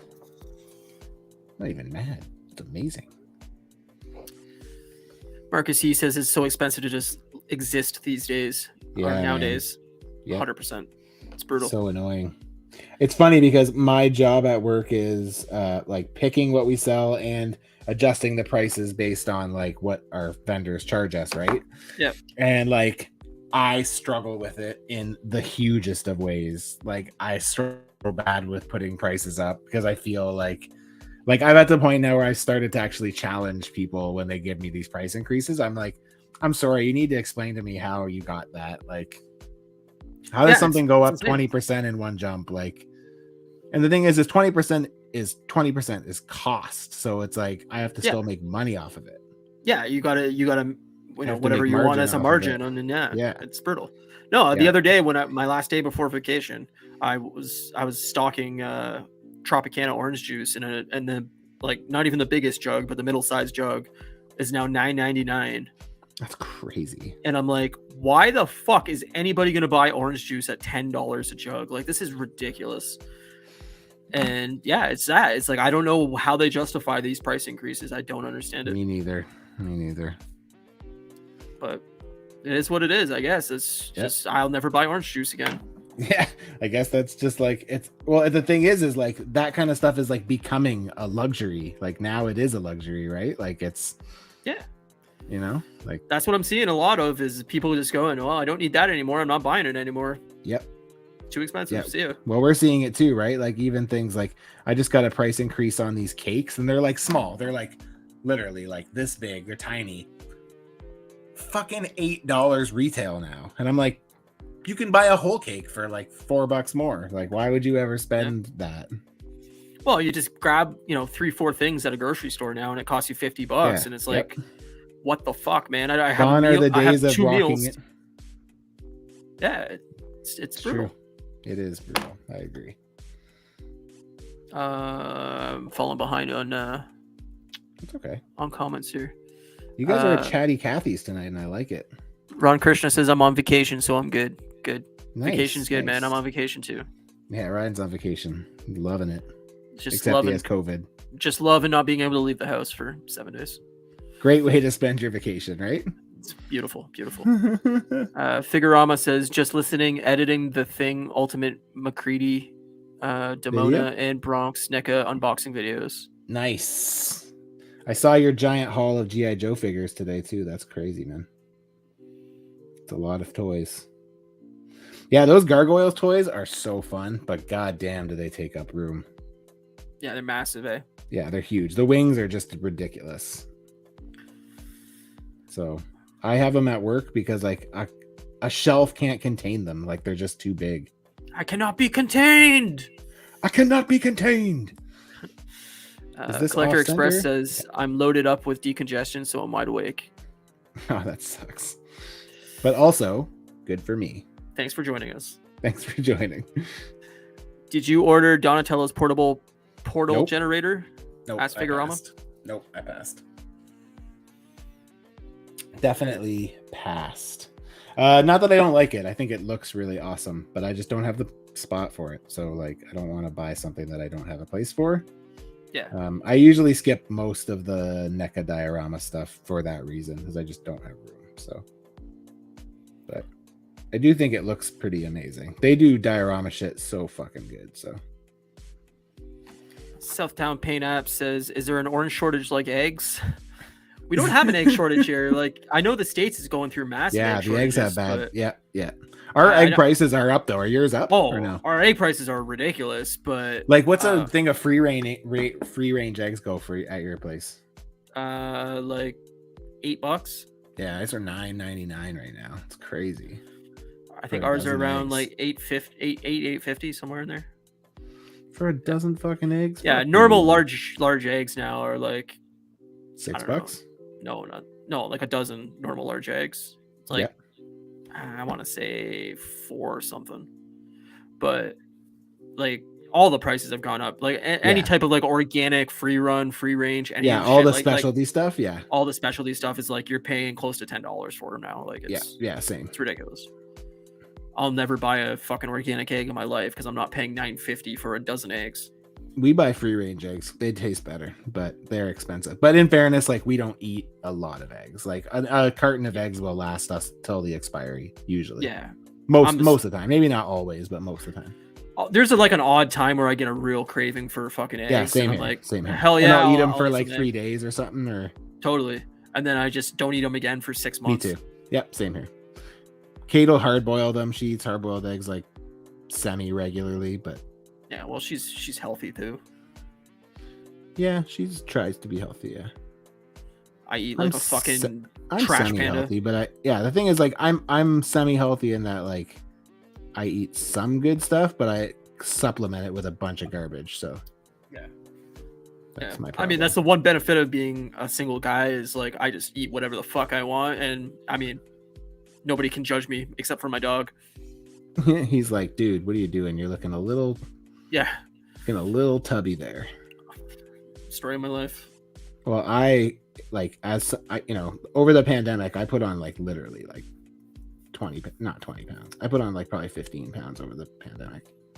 If I didn't have to work during the pandemic, I would have put on like an insane amount of weight. But Yeah, I never that's the stopped. difference. So That's, to be honest, when I left store level and went to the office, I put on 10 pounds in the first year. Because I went from being on my feet for 10 hours a day to sitting on my ass. I hear you. So, I'm on my feet now, and I hate it. you're on your feet now. Let's see where we're going. I debated about getting the NECA Frankenstein diode today, but ended up passing since Collector Express.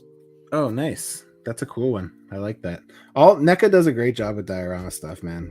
If space was not an issue, I'd probably have some, especially the turtle stuff. Their turtle stuff is so cool, but I just don't have room. Yeah.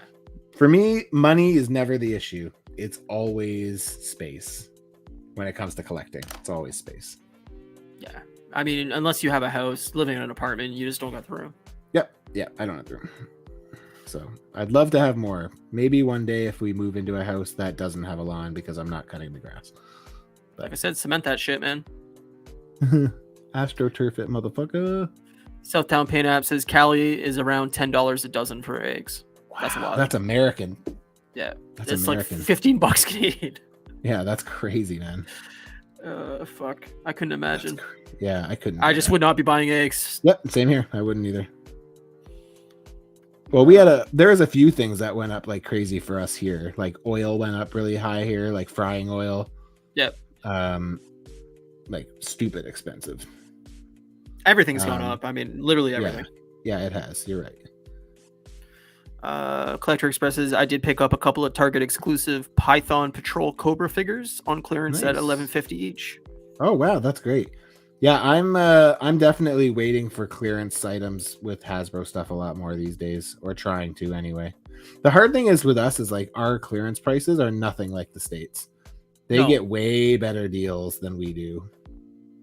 Well, it's just because they have the people, The to get them. population. Yeah, but like, no, it's a pain. Like gaming wise, for me, is like seeing the American prices and then seeing the complaints about the American prices, and I'm like, dude, you're paying Come to 30 to Canada. 40 fucking bucks more a game here. Yeah. Like, it's I brutal. think that's Marvel Legend. That's figures here too, though. Like, Yeah. the prices, like even before they went up, like when they were just before all these price changes went up, like if you converted American to Canadian, like American, I think so we were $30 Canadian and they were $20 American.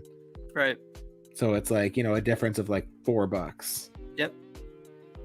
right? And it's crazy. Well, like I really wanted to buy the PSVR 2, which came out today, well, technically yesterday now. I was gonna buy it, but I just couldn't justify the price, man. It's $550 American. That's it's crazy. $930 here. What? And it's Like at that point, why wouldn't you just buy it in America well, or like online? You know? I guess, but like just after shipping and everything like that, it's gonna cost you almost that anyway. But Yeah, might still be a bit cheaper, but yeah, the problem is that it's still expensive. it's so expensive, and it's just like I can't justify spending $900 on a VR unit. I just can't. Yep. I don't blame you. That's expensive. Oh my god, I have one more spot to do and I'm done. Yeah, boy. Figurama says it's funny. All these prices keep going up due to their costs rising, but then all these companies are making record profits. Yep. Yeah. Well, that's the problem. Yeah, it is the problem. I understand why people go, oh, this company's price gouging because they are. It looks like they are. Yeah. It's very hard to justify any of these price increases. Yeah, I'm sorry, I but agree. Gas and all the stuff that they claim is causing these price increases have all basically gone down since the pandemic. While their profits have gone up. Yep. It's brutal. It is brutal. We're we're just a complaining episode. This is just all about complaining. Oh, it's old man. No, corner. I'm just kidding. No, we're It's not. your birthday. We're not. This Old is man corner. this has been a great episode. We've talked about so many good things. We talked about the differences Holes. of growing up now versus then, and we Hole talked juice. about hole juice. We talked about hand jobs at Fan Expo. We talked about customizing and Guardians of the Galaxy and lots of good stuff. Yeah, buddy. It's a good one. Let's see here. Figurama says Target has the best clearance prices. I almost Yeah, always man, find they go something down there. to like $5 or $6. He got me an Ajax from the Eternals for like $5 or something like that. See, these are prices I could get on board with, but I'm Yeah. not paying fucking $30-$40 for this shit. Yeah. Like, Yeah, not I happening. agree. They're crazy, man. They're expensive. Yeah. I've become way more selective just because of it. So Yeah, I totally I just can't justify and that's why it's like, even with changing my collection and getting rid of MCU stuff, it's for that exact reason. Is like, I need to stop looking at like stuff to expand my display and start trying to focus on things that I can complete. So it's like, Yeah. you know, like my Power Rangers shelf, it's like, yeah, there's still like a handful of things I want to get for that shelf, but like, Right. once those things are gone, like I don't think I'll need to buy anything else for that display. Like, you know, Right. maybe every once in a while when they update figures I already have that are like, I feel like are worth the money to update, I will. But it's also too, you have a great community around you that will buy things that you want to get rid of.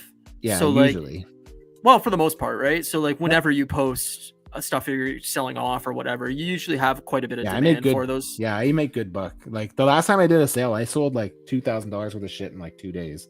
Right. And that's what I'm saying is like, at least you know that like there's people in your life that you can go like, hey, if you're interested in this, I want to get rid of it now. And Yep. you know, if I started buying figures, I wouldn't have that, you know. Yeah, true. So it's just something I'll just never get into. But I guess it kind of depends though, like if you found somebody who was selling off a bunch of stuff. Because sure. the thing is now there is a lot of people, because there's a lot of people who are getting out of the hobby right now because it's become so expensive. Yeah, which I totally understand. Yeah, me too. So yeah, so now would be sometimes there's in some ways you can benefit from those situations, but yeah. not Jordan from Canada says, what's a Marvel movie that you selfishly want to see be made just for you? Gambit. Well, you know, Gambit, did you say? Yeah. I want like all my love is X-Men. You know, I really hope we get to spend time with the original X-Men. Yeah, that'd be great. Jean, Angel, Cyclops, Hank, Bobby. That would be fucking great. I would love that so much. But Gambit was always my favorite X-Men. I like Gambit a lot too.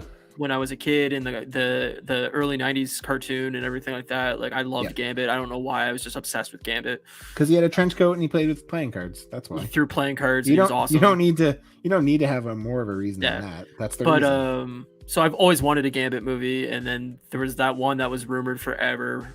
And Channing Tatum. Yeah, and we just never got it. And so I would say Gambit. I would also really love like anything really that's like super violent, rated R, like another great Wolverine rated R movie. Yeah, that'd be cool. Or even an X-23 movie that was like spun off from Logan. I would love that. Yep, that'd be fun. Yeah, I mean, I know that our opinions on Logan are different. Yeah, I like Logan. I like Logan, but it's not it's fine. It's whatever. But like to me, it was more because I was sour that we didn't get it sooner. Yeah, well, rightfully so, right? I mean, at least like I don't think we've talked about this at all, but the fact that Marvel came out and said that Deadpool 3 is going to be rated R, it makes me so excited because it leaves the option open for us getting rated R, Wolverine rated R, whatever, like yep. Blade, whatever it is, you know. Like, how do you not do Blade rated R? I have a feeling that movie is going to be really bad. I do too. And it bums me out because I was really excited they were bringing Blade back.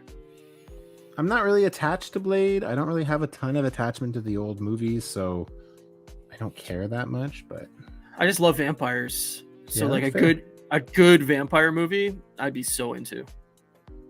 Set in the MCU. And we didn't get that with Morbius, so We didn't?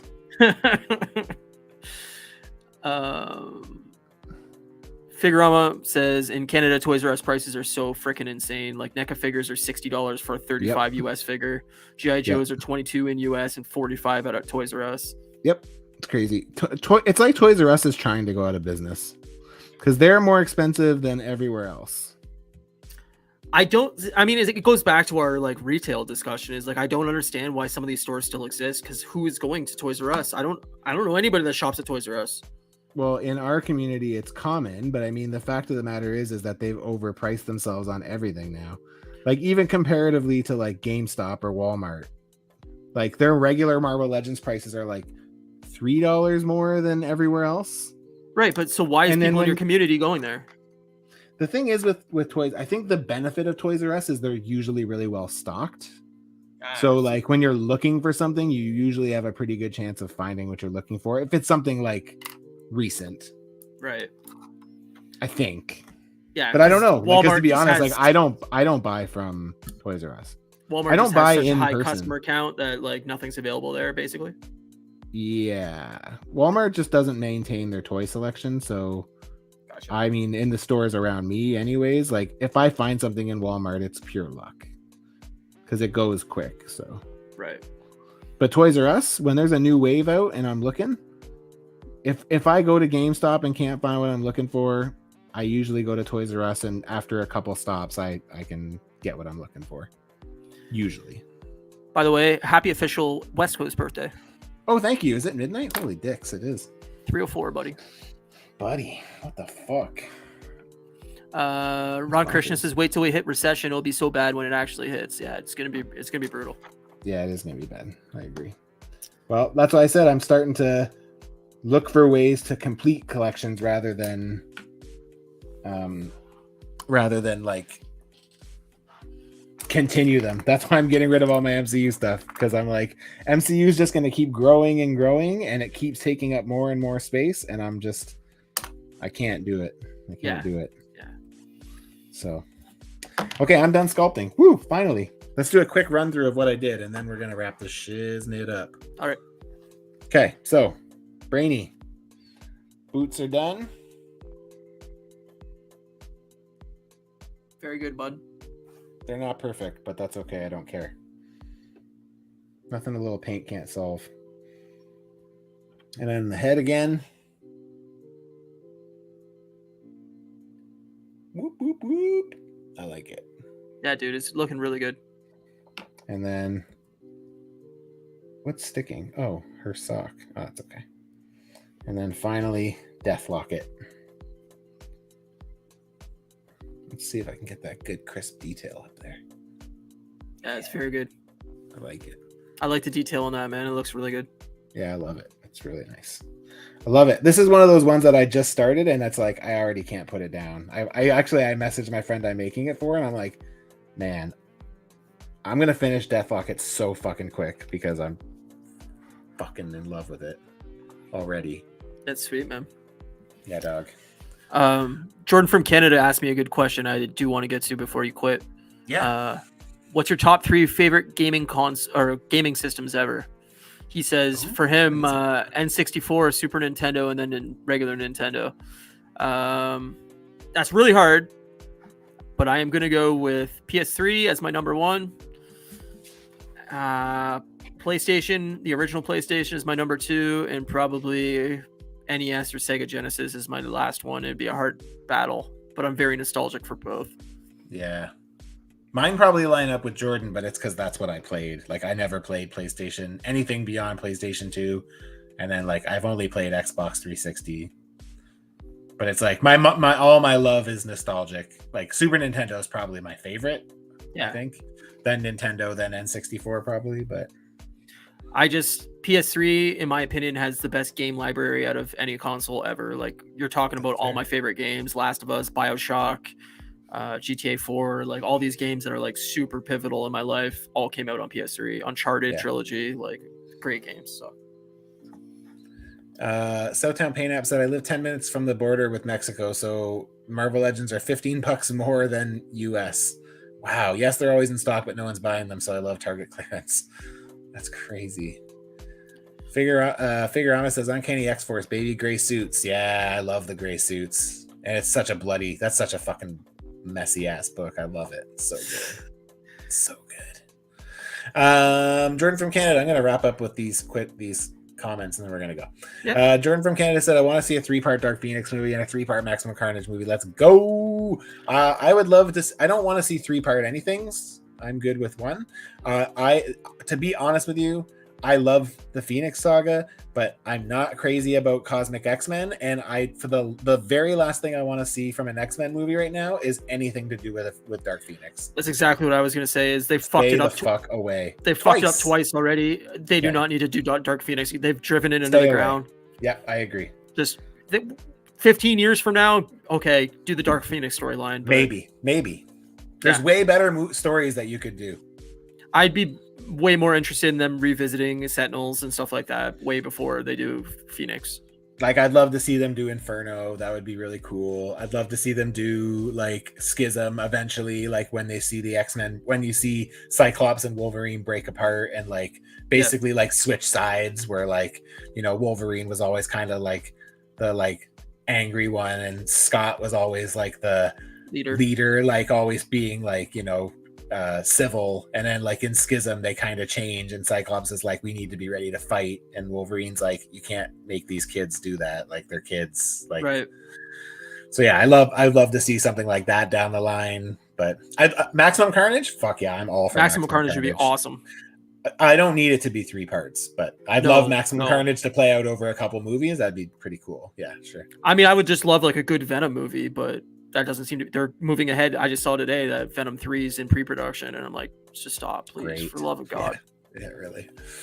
Collector Express said, I'd love to see darker magical side of Marvel get a push in the MCU. Midnight Suns, yep, that'd be great. A proper Ghost Rider with Danny Ketch, yep, that'd be sick too. Ghost Rider would be great.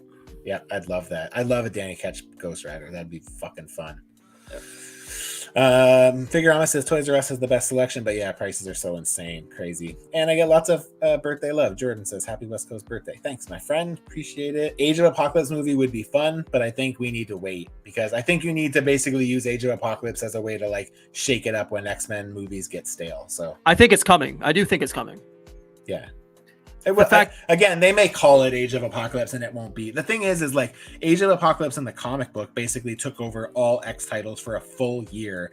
And like it was basically just like this complete shakeup where everything that they were doing became undone and became something else. So I think in order to do it properly, you have to like have some kind of catalog in play to be able to reboot, basically.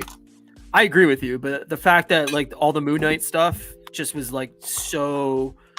They could have so set up Apocalypse with that kind of things that like I'm like, it's coming. There's definitely setting the fucking stones up for Apocalypse. I'm for having Apocalypse as a villain. I just don't want to do Age of Apocalypse because that's like a reboot. That's like a Flashpoint. I mean, it's not exactly, but like, it's just an alternate reality. It doesn't take place in that reality. If it's just going to be in a movie about Apocalypse taking over the world and they call it Age of Apocalypse, like that's fine. But if you're going to actually take the storyline from Age of Apocalypse, I think you need to have history and play in the MCU with X-Men before you do. Like to do Age of Apocalypse in the storyline, like on X-Men movie 3, like would be such a waste. No, I think you're talking like honestly Long phase 10.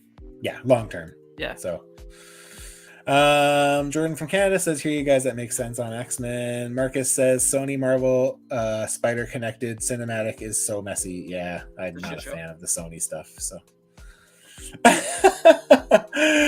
Southdown Paint Up says, happy 21st birthday, bro, and I'm out. Great show as always. Thank you, man. Thank you for stopping by. Thank all of you guys for being here. Very, very fun to chat with you guys and get all this work done at the same time, and to get to chat with you, Ryan. Thanks, buddy. Spending one of your vacation nights here. I know you can't really do anything else, but no, I mean, nobody I'd rather spend your birthday with is you. Thanks. So thanks, you're the man. Fucking love you. Love you too, buddy. So for anybody who isn't already, and if you enjoyed conversation tonight, we do this every Saturday over on Moosemilk Media on Instagram and YouTube. We do a live stream on YouTube on 10 p.m. PST every Saturday night. This week we're going to be tackling episode 6 of Last of Us, right? Episode 6? Yep. Yeah. So, but yeah, we always end up doing little tangents, and usually they're driven by the chat. So if you guys like what you had here, then please come and hang out with us on Saturday nights and show us a little bit of love over there on the Moosemilk channel, please. Yeah, I would appreciate it. And we don't go as long, so we're only an hour and a half max. Yeah. So, but yeah, thanks again, man. Thank you very much for being here. And anytime. Thanks for having me, buddy. Yeah, man. Don't forget, everyone, next week on WIP Wednesday Live, I have the very hilarious toy farce here. We'll be talking toys, we'll be talking comedy, probably be talking music.